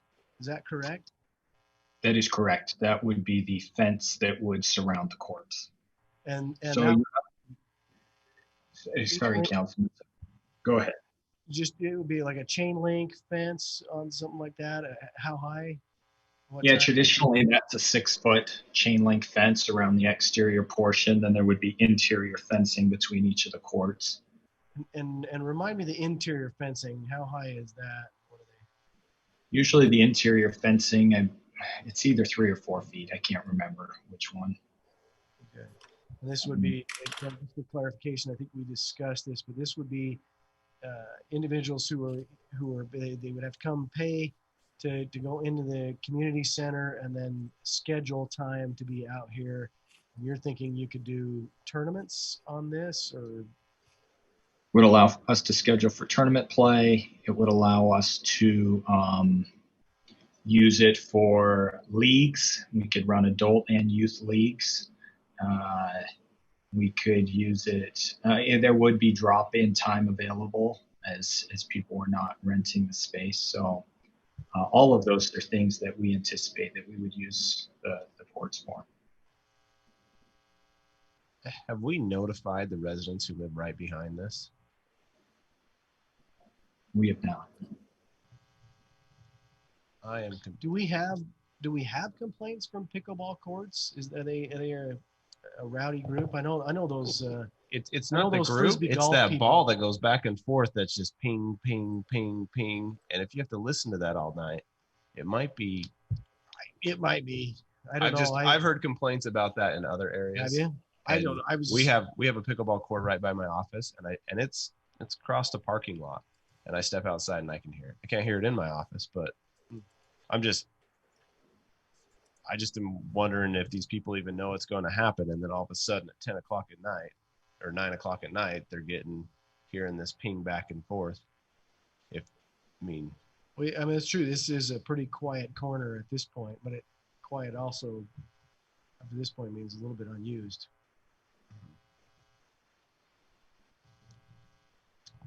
Ben, would you anticipate the only access being through the pool, not around the back parking area of the community center? That is correct.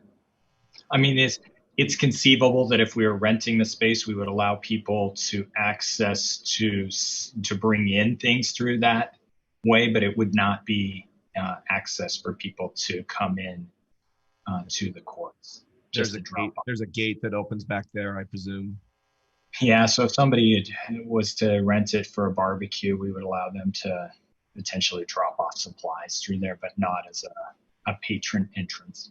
Gotcha. Thank you.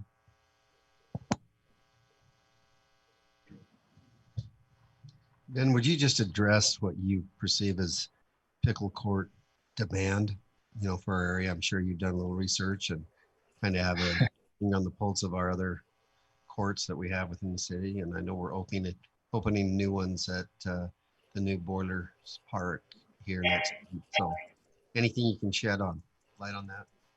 I mean, as far as demand, it's one of the fastest growing sports in the country. And I would say our area is above average in demand.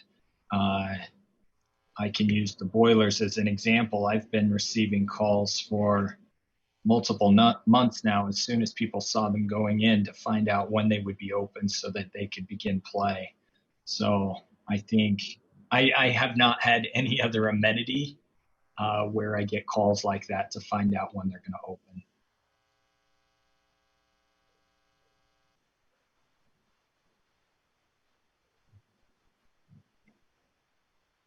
I was talking to, just to kind of add to that, I was talking to someone who plays pretty prominently, and they said it's almost impossible to get over on the Little Valley courts without a reservation these days, just because of the heavy usage.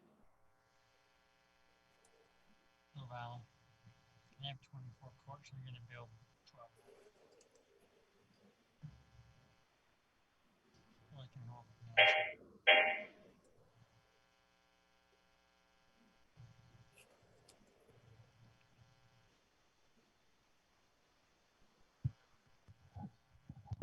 No more conversation. I'll make a motion just to bring it a little bit to a head.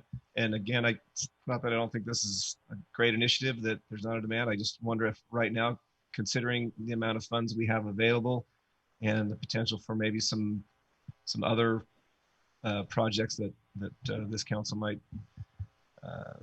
deem more valuable, I'll just motion that we. Can I question you on Sure. that? So you made that comment a couple of times. Is there a project or something you were thinking might coming forward? Because the application period is closed at this point. Yeah, so the application period is July and January, and there's nothing specific that I have in mind, but I know that the council has talked about a pump park, and impact, or this RAP money could go towards that. I know the council has, prior council that you're part of, recently purchased land for the expansion of a dog park, and I know that maybe right up there with pickleball is demand for dog parks. I know personally, this downtown Veterans Park area, some of this area, that revitalization, that's one of my top priorities. Those are just some ideas, but I realize we would have revenue coming in through the end of the year, but I also realize that this would put us to pretty close to zero for right now, and not give us options for something that we may like better. But I also don't mind the idea of looking at fund balance or some other things. I'm not saying that I'm opposed to this. I'm just saying for RAP money, I'm wondering if this is a good, but maybe there might be a better or a best. So I'm not saying no indefinitely. I'm not saying it's terrible. I do have concerns about the close proximity to the pool and that environment, and to the neighbors on Bullock. I do think it's a little bit tight. I think the access is a little bit tough through the pool, but look, if we had the revenue to be able to do this and maybe not pull RAP money, you know, I probably wouldn't have too much concern over it. But for right now, I would just make the motion that we not approve this RAP application.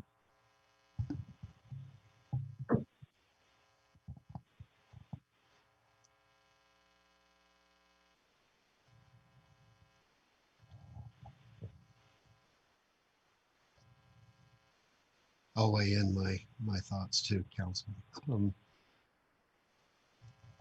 I liked the project. When Ben showed it to me, I thought that it had some real upsides to it. For one thing, I don't think that area is used a lot. You know, I don't think sand volleyball is something that's on everyone's ticket right now, but I'm kind of thinking that I would like to see all things that are possible before I commit to this, because I know there's a lot of projects and there's a lot of areas of need and concern, and you know, maybe by taking some time and maybe not approving it right now, but definitely keeping it on the docket for the future and maybe exploring other funding options. But I just am intrigued by the idea of other possibilities for that money. I appreciate the well thought out proposal. I mean, it's been fun to think about it, to see the way it lays out on the ground and the bid proposals. I recognize that it's a growing sport and it will probably be well used, but I think it can be well used in a few months from now again, but just my thought. That's all. I do have a question for Ben. Have we looked at, bringing that up, I mean, have we looked at other locations at our existing parks? Is this, I mean, it fits here. I'm just curious because we have the need, but is there other locations in our existing parks that we could fit 4 pickleball courts and get the need and not, I mean, I know you want to attach it to the community center, but my question is there other locations that might fit it better? Those are some things we can look at. One of the reasons we're looking at the community center again is because we like to keep our public parks open and not have them rented out and, you know, have people be able to drop in when they want to play there. Our idea was to allow this to be a place where people could reserve, have tournament play without impacting those who may want to go and attend at a public park. But that is we do that certainly with our pickleball courts. Can't we reserve them if there's a tournament? Don't, I mean, see it happen. You reserve those parks all the time. Yeah, we have not done that to this point, but it's something that we could look at. So Ben, just a follow-up question. I know we have highly qualified, very well-trained lifeguards, and the pool is as well run as anyone anywhere. Does it concern you to have that close proximity with another, like this pickleball court so close to the lap pool? Is there anything there that, because I'm definitely not a water guy, I'm more of a dry land guy, but just help me to understand what you're thinking with that. I don't think that you would have much interaction between the two. I mean, I think, are you, is your concern on a distraction level? Just what I'm concerned about is the close proximity and kids wandering through. I just, you know, it's just something that I have to voice. If it were my pool in my backyard, then I would deal with that myself. But I just am thinking if there were that venue there and there's kids there watching and everything, I mean, I'm just wondering from an aquatics point of view, is that something that we should be concerned about, or is it just typical that that's kind of the way they lay out? I just want some insight. I'm not sure that it would cause me any greater concern than what we already experience, because we do have a heavy load of people of all ages who are wandering in and around the pools at all times. So I would be confident that our lifeguards could manage that. Well, I'd mention this, Roger. I'd mention also, Ben, that we rent out the barbecue facilities, and we have that kind of same issue there that kids can wander over there. And I think the lifeguards have done a great job with that as well. Watching that. I agree. I would see it as a similar situation.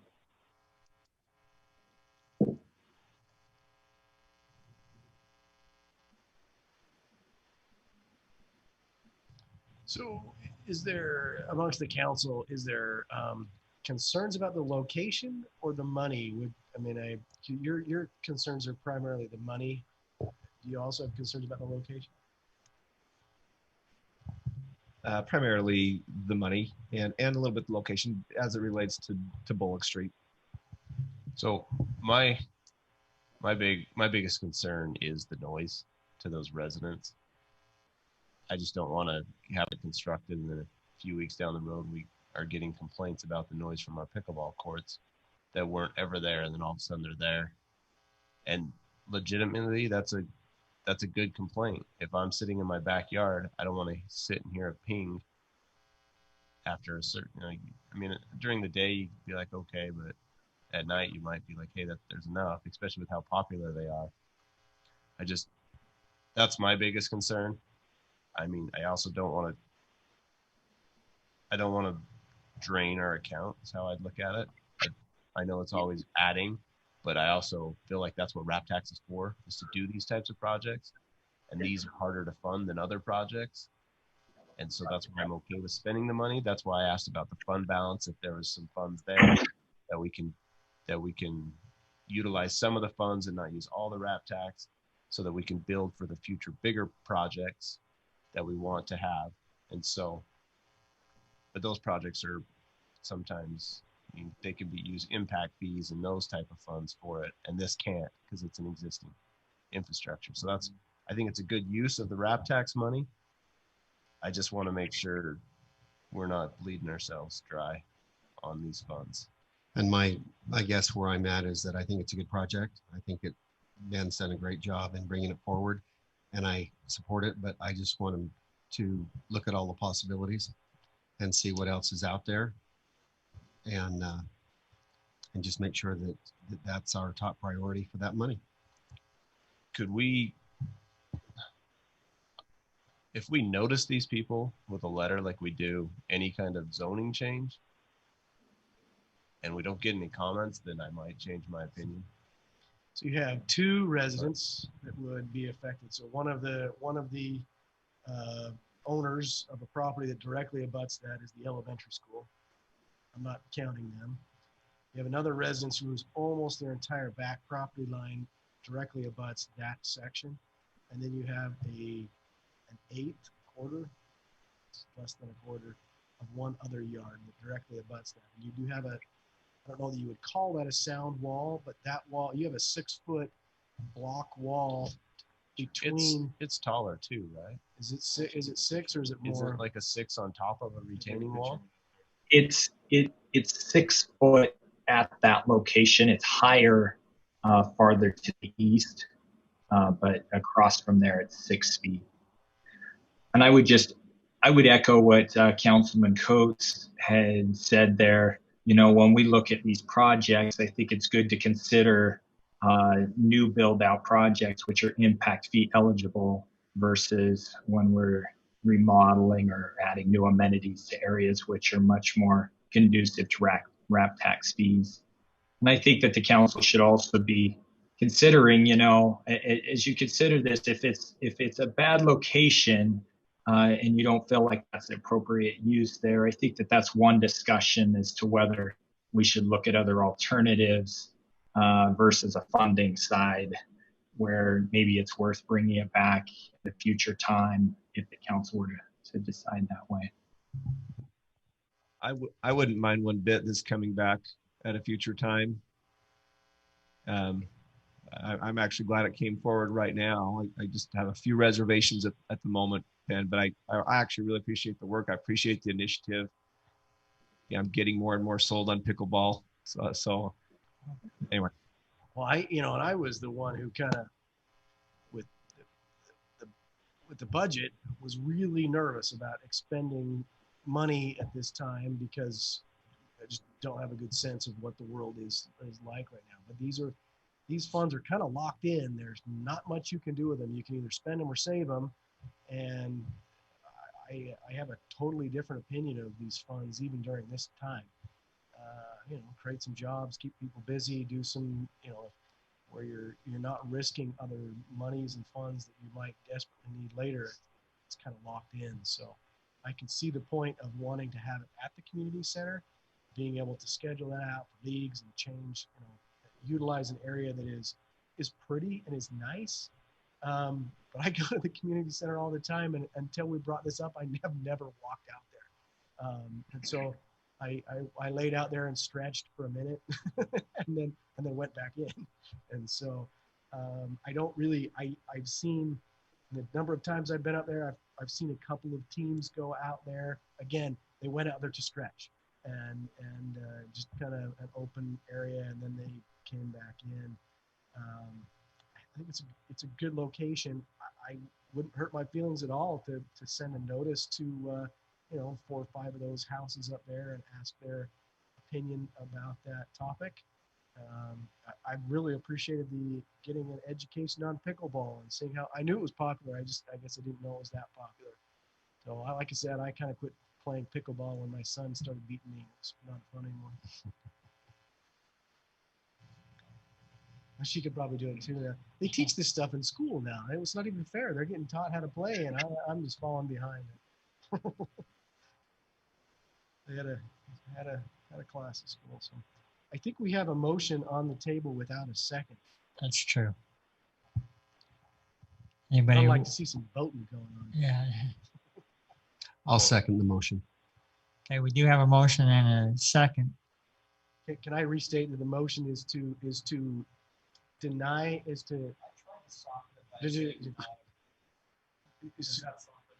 reject with prejudice? Is that no? That's Trying to stop it by saying not approved at this time. Okay, we have a motion and a second. I'll do a roll call vote. Staley, aye. Ward, nay. Ivy, aye. Coates, nay.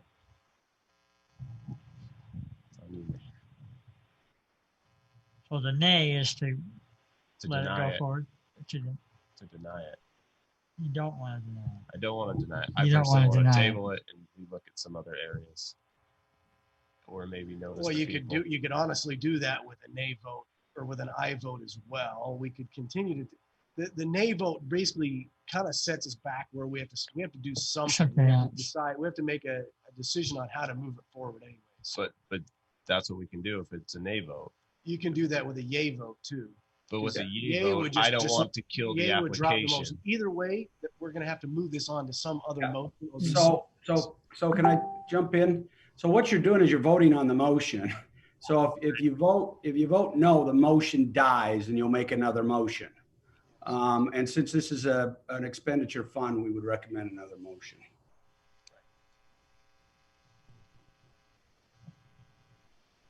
Then I'll say nay. And I'll make a motion to table this item to look at other areas and to get notices out to the adjacent property owners for maybe public comment. Can I add to that a request for staff to maybe delineate the reasons why? I know that there's been some, but I wouldn't mind to see a specific list of reasons why you would like this at this location and the benefits you can see for that. I mean, I think I can imagine some of those, and I know we've talked about a few. Right now, that's what I asked you to do. And I also would like to see if we can use other funds for a portion of it. I'm not saying we should, but because I do agree this is a perfect project for RAP tax. Because it can't be, because of the location, it can't be used as an impact fee. Yeah. And again, part of my concern too is just, this is a good project, but is it a project worthy of using all of our funds? So, Which is why I'm asking to look at some fund balance as well. If there's some other funding options above our 25%. I could support that, Councilman. I could support that. Did we get that motion? Are you clear, Ben, on what we're looking for? By the look, I'm guessing no. But what I would like to see. Restate that, would you please? I would like to see, is there any other place, even around the community center, that makes sense besides this back corner? I understand we don't use this back corner, but does it make sense? If there doesn't make sense to put it in an existing infrastructure or property that the city owns, give the reasons Councilman Ward is stating on why this is the best location, how it's going to work. And then I truly think it's important that we notify people that we're changing the demographic of what's happening right in their backyard, because they've been living with the community center for 10 years, 10 longer, yeah, 10, 15 years. And all of a sudden we put a pickleball court and it is a noisier sport. So I think it's the right thing to do is to let them know. So anticipating maybe a response from the owners that, just hypothetically, they say that they're not in favor of it. Is that the determining factor that we? It's a portion. A portion of it. I mean, we weigh it in. I mean, if there's just an absolute outrage, that might be Well, I'm different. hoping They they have some would- real valid points that they bring up. Like I work nights and I sleep there. I could imagine a couple things, but I don't think we'll have a lot, but maybe we will. I appreciate them. And I think that also that could open some dialogue if there's concerns, and maybe we could do things to mitigate their concerns going forward. At least I like the communication side of it. Oh, is that a support? So there's a Did you get a motion. Is that a second? There's a motion. I would be willing to, Councilman Ward, I could make a second on that. And then I wouldn't mind starting a little bit more of discussion on the vote here, and just maybe ask Ben if maybe in some of the documents you propose, think about phasing it in to pickleballs courts. I realize that might cost you more to bring in to do the work twice, and I realize that takes off the table your, but I just would love to hear your comments on a phasing option. That's all. Mayor, may I ask for clarification? Yes. This item is being requested to be tabled. Is there a date that you want it tabled to? Like in December when they're due again, or? Can it come back to a workshop session before we bring it to a vote session again so that we can have a broader conversation? I just didn't know if there was a timeline that you wanted this to I return. would ask staff what time you need. So Ben, how much time do you need? So if I understand correctly, as part of this, you want notification to those residents along that back edge. And then Councilman Ward, I was having a hard time hearing exactly what your request was. So I'm just curious if you thought that there was a possibility to maybe phase it in, build 2 pickle courts. And you winced at that, so that told me a good portion of what I wanted to know. I realize that takes off the table your ability to put a tournament in there. I mean, just in my discussions with those in the pickleball community, I can answer that easily. They said 4 is really the minimum you would need to run any kind of tournament. So if you phase it in, you're essentially saying we're only going to offer it for drop-in or reservations at that point. Okay. And construction wise, it would increase the cost. Right. Yeah. Because of the post slab. And it would be hard to connect the post tension slab later. You kind of got to do it at once.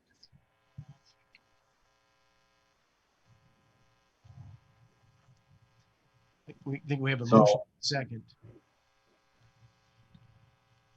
Denise, did you have another question? You still have a hand up. We didn't get a date. We didn't. I would say, can we have it for the next work session, or do you need longer time, Ben? I think I can get that information for you within that time frame. You want that soon? Give them some time. So technically, then we would table this indefinitely, because if we're tabling it to the work session, we're not bringing it back to a vote. So I think technically we're tabling it indefinitely. Well, we should table it. But we're requesting it to come back in a work agenda. session. You can always table it if they're not ready. Does that give us time to explore the other options that we discussed? Depends on if it's sufficient time for you, I guess. Are you looking to, if Councilman Ivy, were you looking for recommendations on other amenities? I think what I'm saying is the council just probably needs some time to digest this idea and look at other, options and just see. Councilman Staley stepped out for just a minute. And so I was just thinking that just to give us enough time that we have time to look and discuss and give you plenty of time to do what you need to. Do we need to set a date now, or can we bring it forward as we need to set a date? Yeah, but we don't. You don't? No. We can table it indefinitely. We can look and see what we need. I'm open to either. I would suggest that you at least give it 2 sessions. Look into September. Give Ben the courtesy of that kind of some time instead of. That's just my suggestion. So Plus we have our plate full for the next little while. You're saying September 9th? So do we have a lot of stuff? Do we know on that work session on the 9th or no? I can promise you, if we have one item now, we're going to have 10. So I'm just wondering if we should pull it on the 8th and do it on a Tuesday, that work session. Or just decide later and just say 8th or 9th. That's up to council. Councilman Staley, we're just talking about how much time we might need, and while you were gone, I just suggested Ben thinks that he could get what he needs back, the council, what he's been requested to do within 2 weeks. I just wanted to make sure that we had enough time to explore the items that you talked about, to look at other options and kind of look at our overall funding and other options. Can I make a suggestion, Councilman? Either of those would work great with me. In fact, if it needs to be the 8th to have its own time, I'm fine with that. Maybe we shoot for the 9th, but if that fills up too much, we bump it forward to the 8th and bump it to one of those 2 dates. Can I just make a comment on that? Since the proposal is for pickleball courts, I feel like we need to be keeping it to that discussion. So if it's a matter of notifying and looking at that as a proposal, I think that should be kept separate from other considerations. So if there's other considerations, I think that probably becomes a separate issue outside of the current proposal. I think that's a fair assessment. I'm fine with that.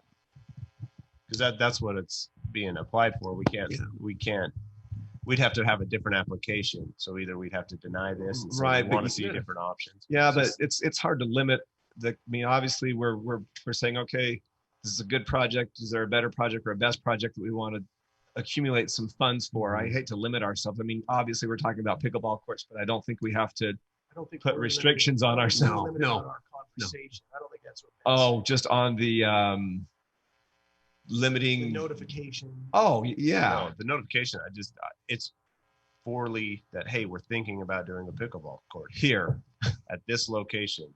Yes. Is that what you're asking, Ben? I'm just saying, as the proposal is for pickleball courts, I think whether it's notification or otherwise, we keep it to that issue. If other amenities is what the council is wishing to explore, I think that becomes a different discussion item. And the truth is the vote will reflect that information, whether it's approved or, I think that it can totally be exactly what you're talking about, Ben. Yeah. Yeah, I can't promise to just limit the discussion to the pickleball courts. I mean, I think we've got to explore any option that we have for RAP money. So anyway. So can we restate where we're at? We're going to table this indefinitely, request for it to come back to this council at either the 8th or the 9th, depending on the agenda, right? Okay. I'm ready to vote. Has anybody made that motion? Yeah, The motion got made and it got seconded. Councilman Coates is making that motion. Second it? I believe it was Ward. Councilman yeah. Ward that seconded the motion. Okay. We're all clear. We'll do a roll call vote. Staley, aye. Ward, aye. Ivy, aye. Coates, aye. All right. Thank you. Thank you, Ben. Thank you. Okay, and a bid award, item 11, consideration to award the bid for the Virgin River Trail Red Waters Project. Barry Blake. So thank you, Mayor, City Council. We had a bid opening for this project on July 30th. The low bid for this is JP Excavating Incorporated. I know you have that in your packet. You can see that spreadsheet. The total amount for that project was $149,488. And we feel very confident on this bid. It's a great bid, a great company. They're actually doing some other work out there. So this helps out with the project in coordination. They don't need to coordinate with anybody else. They've got the projects out there. So our recommendation is that we award this project to JP Excavating Incorporated in the amount of $149,488. Barry, would you please just share where this is located at? Yeah, so this is the old Sunrise Valley. This is now the red. It's called the Red Waters. It's a development out there just north of the river where the bridge is at.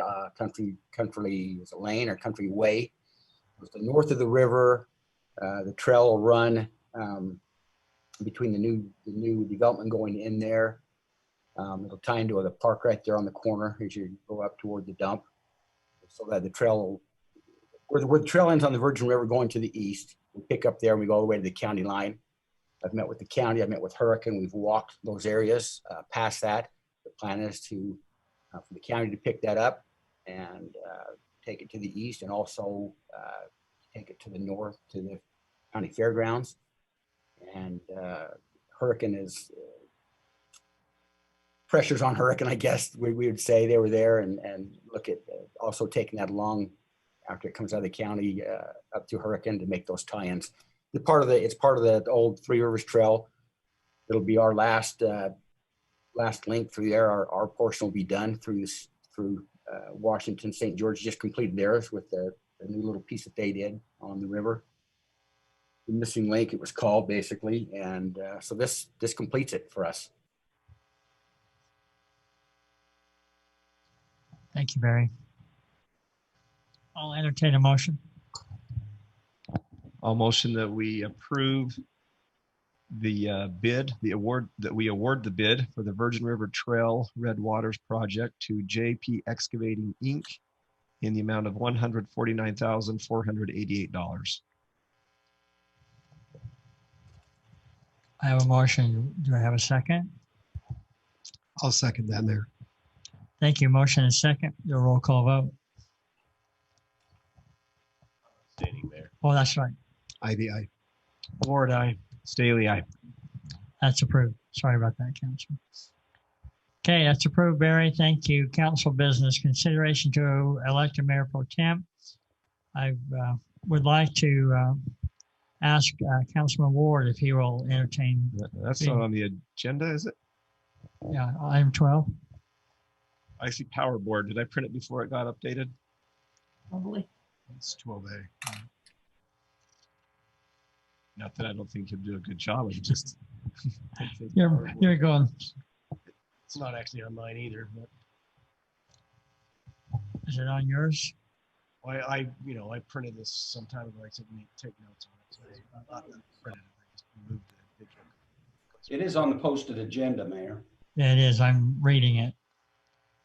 I did it. Was it amended? I printed mine probably Monday. It was. Yes, it was. So it may have been updated since Yes. then. That would make sense. So I would entertain a motion. I'll make a motion that we say elect, not elect, but Approved. approve that Councilman Ward be the mayor pro tem. I'll be happy to second that. Thank you. Motion and second. Coates, aye. Ivy, aye. Ward, aye. Staley, aye. Thank you, gentlemen. Power Board, consideration to confirm the appointment of members. I had 2 members we needed to appoint to the Power Board. I would suggest the names of Andy Palmer and Mark Hauser to serve on the Power Board. I don't know either of them, so I'm guessing mayor's vetted them. I'll entertain a motion. Wait a I'm just minute. kind of thinking more power to them. Pun intended. Does this have anything to do with Andy beating you in golf? No. Okay. What are the names again? Andy Palmer. Andy and Palmer and then Mark Hauser. I'll motion that we appoint Andy Palmer and Mark Hauser as new members of the Power Board. Thank you. Do I have a second? Second.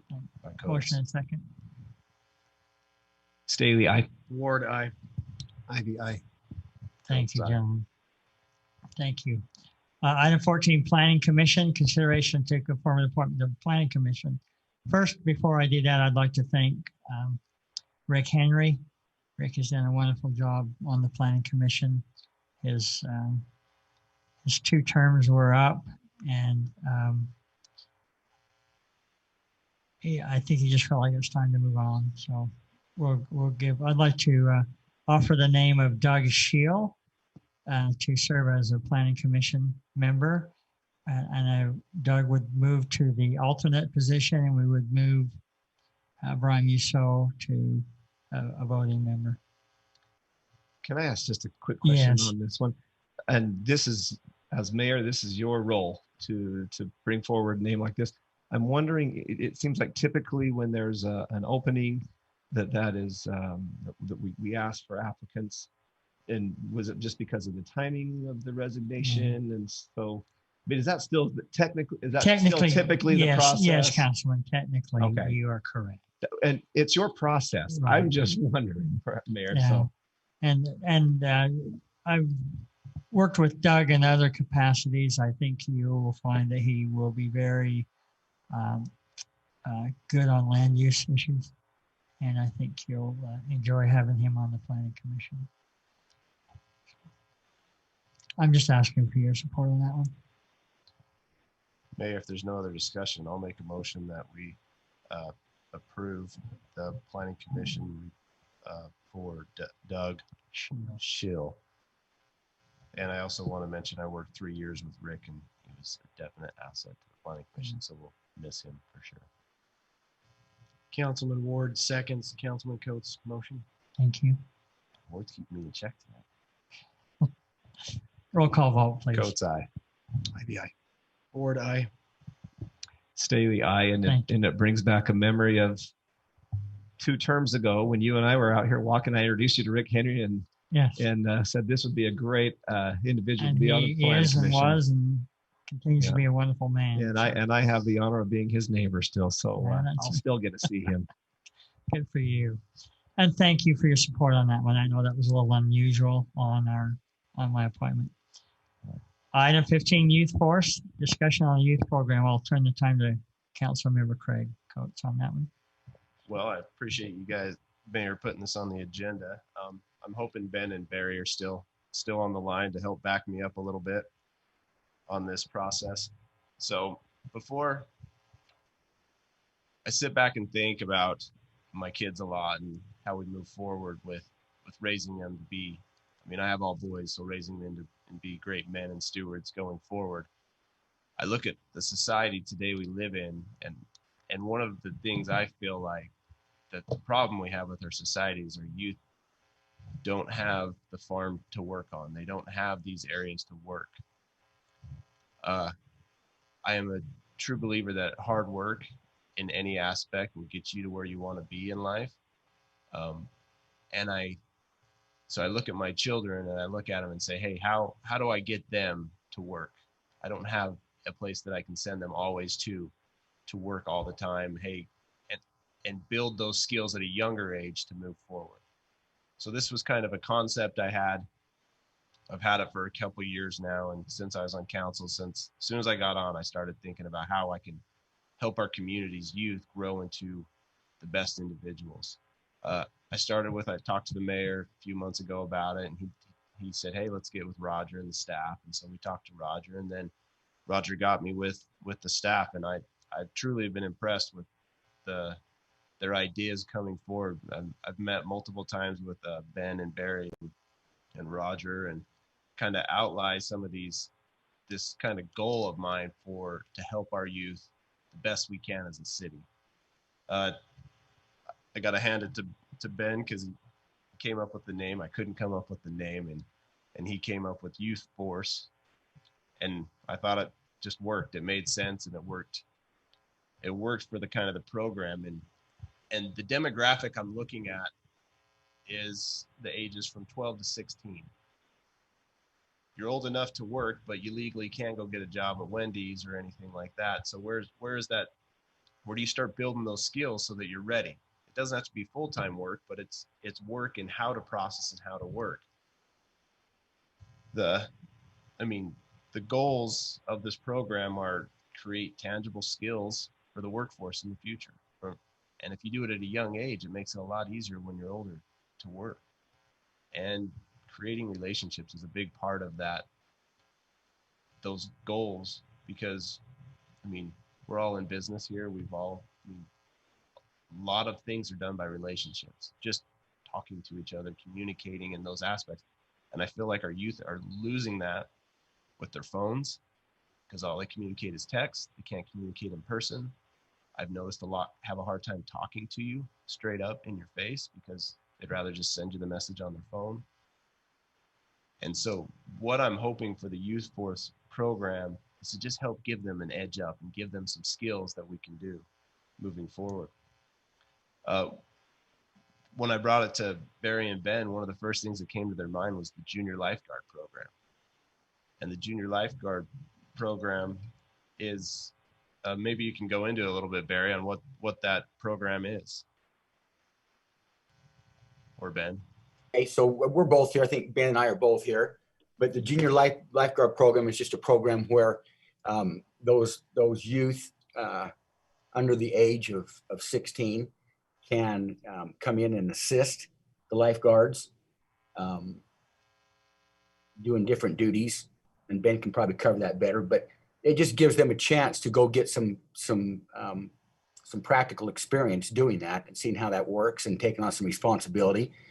They certainly don't do it by themselves. They're doing it and assigned to another lifeguard and kind of shadow and do those things, but it gives them that experience. And we've talked about doing a minimum pay for that.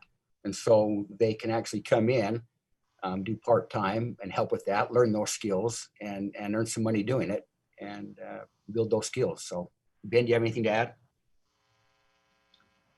No, I think that covers it very well. Right now, we offer this program to teach them CPR, basic lifeguard rescues, get them interested in that as something that they may want to do. And as Barry explained, we've talked about potentially expanding that over time to provide them additional training and opportunity to shadow with lifeguards and understand what it means to work in that role. And so look, and that was just one program that they already had ready to go. They were going to do the junior lifeguard program is already in their program. And when I brought this idea of working, it stemmed to, I have a whole list that I'll go through here in a minute of just ideas we thought of. And I wanted to bring it to council to say, hey, what ideas do you guys have? Or do you like the program or don't like the program? And kind of, and fill, but the whole goal that I'm trying to get is that we can build some skills in our younger generation to help them succeed in a future as they get older. Who's going to be our residents, our firefighters, our policemen? I mean, it's going to be our builders, all the way through our teachers, that we could help them with these early learning, that 12 to 16 demographic, which I think is a sensitive demographic of where you're going to go. I think it just helps you build for the future. Some of the ones that they've thought of is they have the Lego leagues in the schools, but they do Lego League too in the community center. We could work with mowing lawns or working with the Parks Department, the rock wall in the community center, the computer training for analog programming. We have there's a public safety CSI training that we talked about. There's a code camp that we've been a part of before. Maybe work in the fast food industry in the community center. The community center is already set up, ready to go, and the youth are there, that we could run a lot of it out of there at minimal cost and be a benefit to our youth in Washington City. We even talked about having a mock interview skills class. I mean, a lot of these kids have never been in an interview, and I would have loved to have a test run before you go interview for your first job in the fast food. I mean, wherever you get your first job, but if you have some pointers for someone who's been in the workforce for a lot of years, it could really help them get that edge up and get the job that they want. We also talked about, there was an IHC program working with maybe the hospitals around here to see if they could help out in other industries. You know, you could even do like a CNA class. Yeah, or something there. Great. See, that's the thing. See, that's another one we should add. IHC with CNA. That's why I'm bringing it here, is I want to get it to the council, and us as a council, either if you guys like this, we can move forward. If not, then we don't have to. I just wanted to bring it to you guys to get your opinion. Will you help flesh this out for me a little bit? So you're thinking of putting some funds together to do maybe like say different programs, Lego League, public safety, and some training courses. So these would be classes that were run on a quarterly basis, or these would be these would be staff provided activities. Just help me flesh out your kind of where you're starting from. These are classes, but not always classes. Sometimes they're jobs that you have to, because of these types of stuff, we're going to have some oversight from our staff for sure. At this point, I'm not asking for funds. Okay. because we're not even to that point. Mhm. I'm more asking for ideas. And this is a list that we came up with in the short time we've had. I say short, couple months of working together, trying to come up with these ideas. But the lifeguard one, the junior lifeguard, is ready to go. They were going to do that anyways. We just kind of slotted it in. It fit. The thing that I'm looking for is I would like to brand the youth force and kind of start putting these programs underneath that youth force program and promoting it so that we can start building, because we can't just say, hey, go do all these 10 things. We don't have the time. We don't have that. But we can start building on some of the, pick like 2 or 3 and build on those moving forward. You know, Council, and one, I look at this from through my lens, my life experience, and I think back to my son, who from a pretty young age was able to work as a referee and an official in the sports leagues. That's a good for one. Football, for soccer, for basketball, and he grew up with that job. And it gave him a lot of confidence when it was time to go to the next job. So I think if the staff is supportive, I think this could be a win-win, because it really helps these youth, and it also fills some positions that we need at the community center. So I love where you're going with this. And one of the aspects we talked, Barry mentioned pay. I mean, sometimes you're like, hey, they should be compensated. They're doing work. We're not trying to get away from that. We want these kids to feel work, but we even talked about maybe, hey, maybe we'll give you a membership for the month if you do this many hours, and supplement to the community center so they can go to the community center and be able to use the community center to help them and go do the refereeing or go work in the food court. Or even can you imagine a young woman or a young man being able to mentor with a police officer or a firefighter for a few hours on the shift? Yeah, Councilman, this is Barry again. That's it too. There's just so much good that these youth can learn from these people that are doing it, and they just don't have that opportunity. I mean, those opportunities are just kind of been taken away. And certainly there's youth workforce laws and things like that, which we would certainly follow. But what a great concept, what a great idea to help the youth of Washington City. It would be just great for them. Yeah, I'm fully supportive to see where this goes. I will, just as a side note for fun, I remember I wasn't totally young, but I actually met my wife in a lifeguarding class, learning the lifeguard of the city of St. George.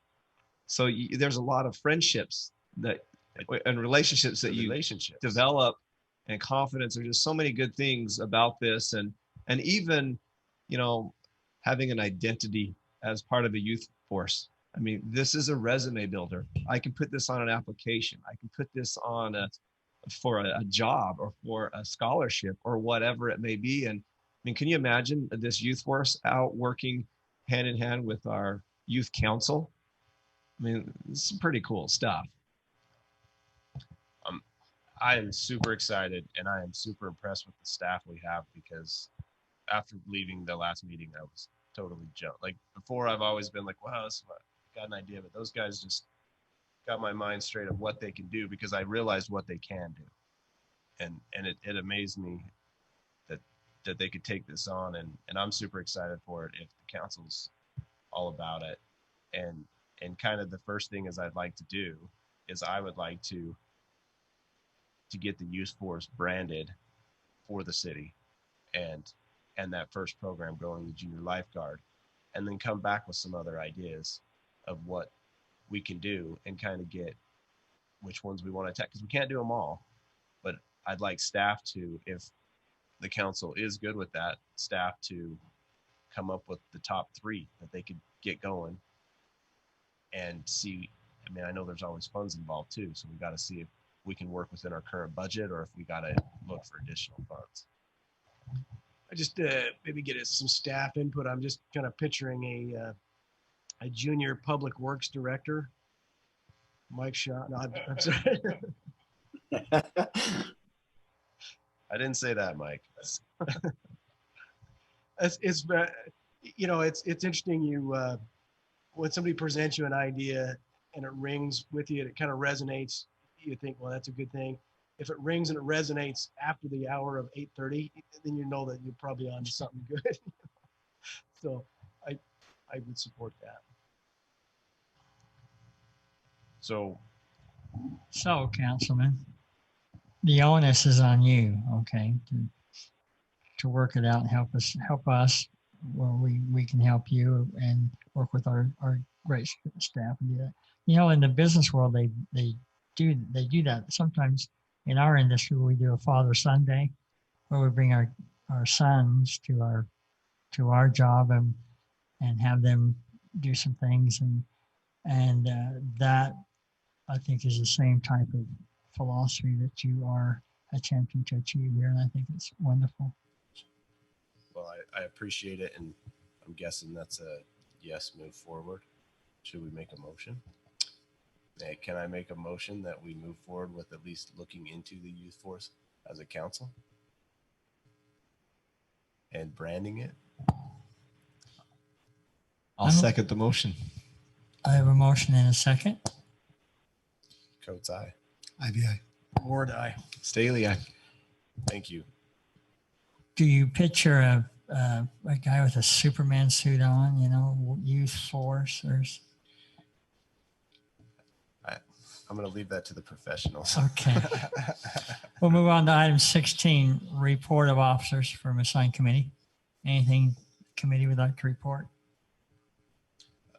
Mayor, on the solid waste board, we've been going over the blue can and we kind of addressed that. Just wanted to address that they are currently hiring a new district manager as well out at the landfill. The current manager resigned out there, and so that's just underway. I'll let you guys know how that goes. So, and I have been assigned in that to be a part of the executive committee. I'm not on the executive committee, but they asked additional people and they asked me to be on that board for the hiring as well, the hiring on that manager. Well, sure, we're getting closer to having somebody on the executive board. Yes. And I've mentioned to them that I feel like Washington City should be on the executive board because you have to come through Washington City to dispose of your trash. But like I said, it is what it is. And when it's time, it's time. Thank you. Thank you. Anybody else?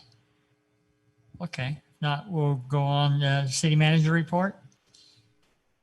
Thank you, Mr. Mayor and Council. I'm going to just take a few minutes and walk through each of the projects that we've been monitoring on the administrative level tonight. Some of these I've only brought up in times past when they've had some changes, but just to give you a report on all of them, I think is important tonight. So starting with our water department, with the warehouse, the walls are going up on our warehouse out at the Public Works yard. We are working with the developer on the Coral Canyon tank. That will go into to serve their expanded development. That's Brio. The Grapevine Wells, they're working with on placement of those wells along with and in the HCP and looking at those areas and what they have to do to get through the HCP stuff. They're hoping possibly for start on a fall time period when the water demand's down a little bit. Long Valley Tank, water tank, working with the developer and Sunrise Engineering on tank placement. Moving to irrigation, the irrigation master plan is there. We're looking at bringing that back to the council in September, the update on the irrigation master plan.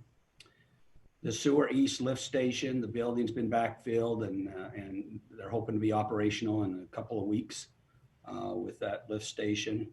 The Washington Dam sewer line is about 90% complete and hopefully will be completed in the next couple of weeks. In the stormwater area, the Gypsum Basin, the rehab there, the NRCS is working on that project. The stormwater master plan, the draft of that is hopefully going to be brought to the council in October for you to review that master plan, that update.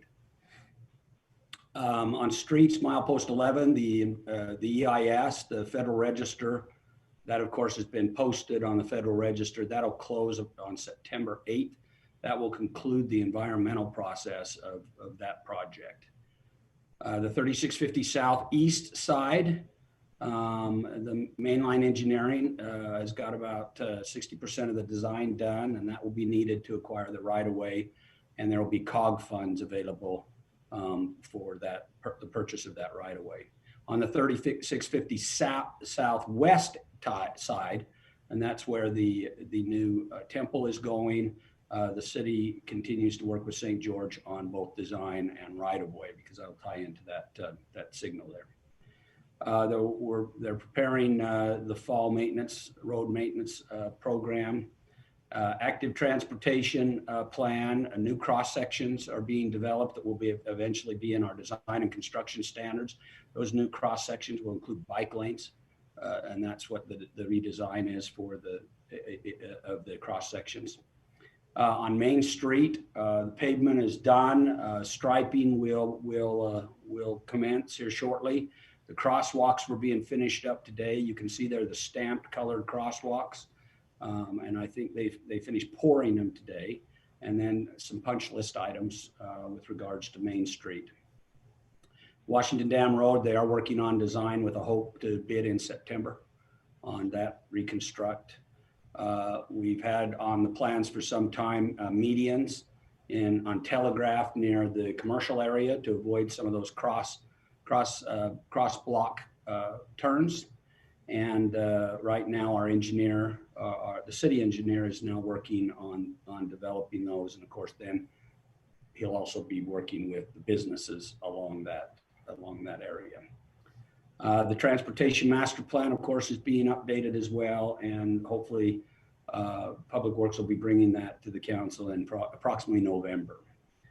On power, there's a lot of stuff that we're working on, and I could tell you which circuits they are, but the power department has a number of items that are working on different circuits, installing new switches on a number of circuits.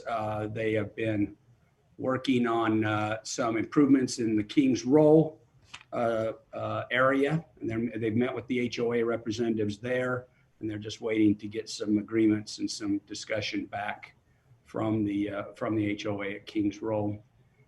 They're constantly, just so you know, and I don't bring this up all the time, but they are constantly doing substation checks. They're constantly auditing commercial accounts, particularly to make sure that the billing and reading is all accurate. We have a great GIS program, and we've got an individual that's dedicated to the data input on the GIS. So they're doing a lot of work on the GIS and getting that up to date as well. On leisure services, the boilers, it is anticipated that will open to the public on the 21st.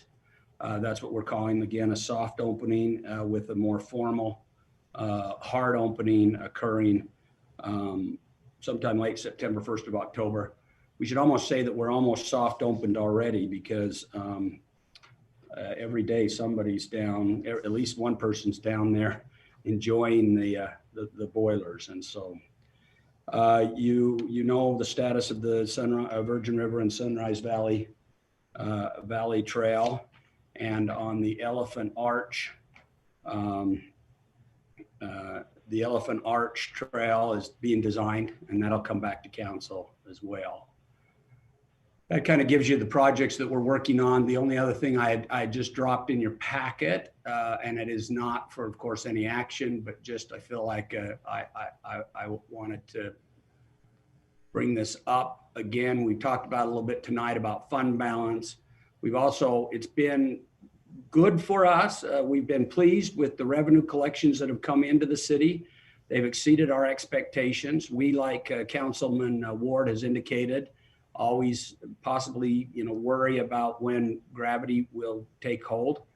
But if we continue with strong revenue collections, then I just wanted, and I put in the council's packet, just the indication that the pay adjustments that we that we pulled out of the budget for this year, I would just put in there that the council would consider those if the revenue continues to be collected in a way that we've seen in times past. The pay adjustment total right now, with the new data points that we've got and we're forecasting, we're anticipating anywhere between $200,000 and $300,000 more in sales tax collection. Now, the other thing I will also point out is that in building collection, revenue collection, we had reduced that, and we have not seen any reduction in the building side of things. So if things continue, our forecast is showing that we'll be better than anticipated in the budget. I'm glad we developed the budget the way we did. And again, I'm not asking for any action right now. I think we need a few more data points. I think we need to get down the road a few more months and for the council to consider that. The anticipated pay adjustments was 260. Sorry, I got that wrong.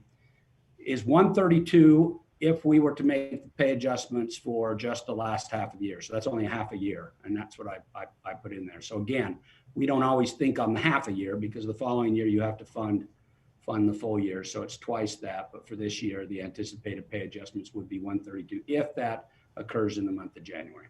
I only submitted that in your packet as just so that you'll remember that that was one of the items that we had pulled out.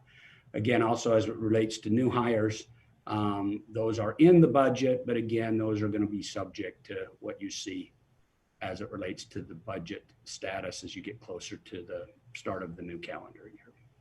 So with that, Mayor, I think that does it for my report. Thank you. Any questions or comments for the mayor, city manager? Thank you again. We'll move on to, there's a need to go to a closed session to discuss the character or professional competence of an individual. So I'll entertain a motion to adjourn and move into that closed session. So moved. Second. Motion and a second. All in favor? Aye. Thank you.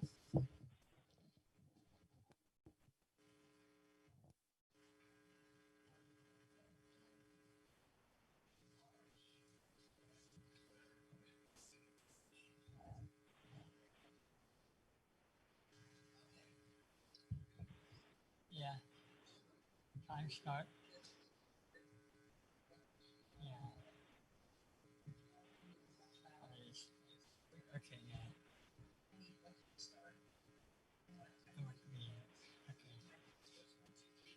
Yeah, that's wrong. So where?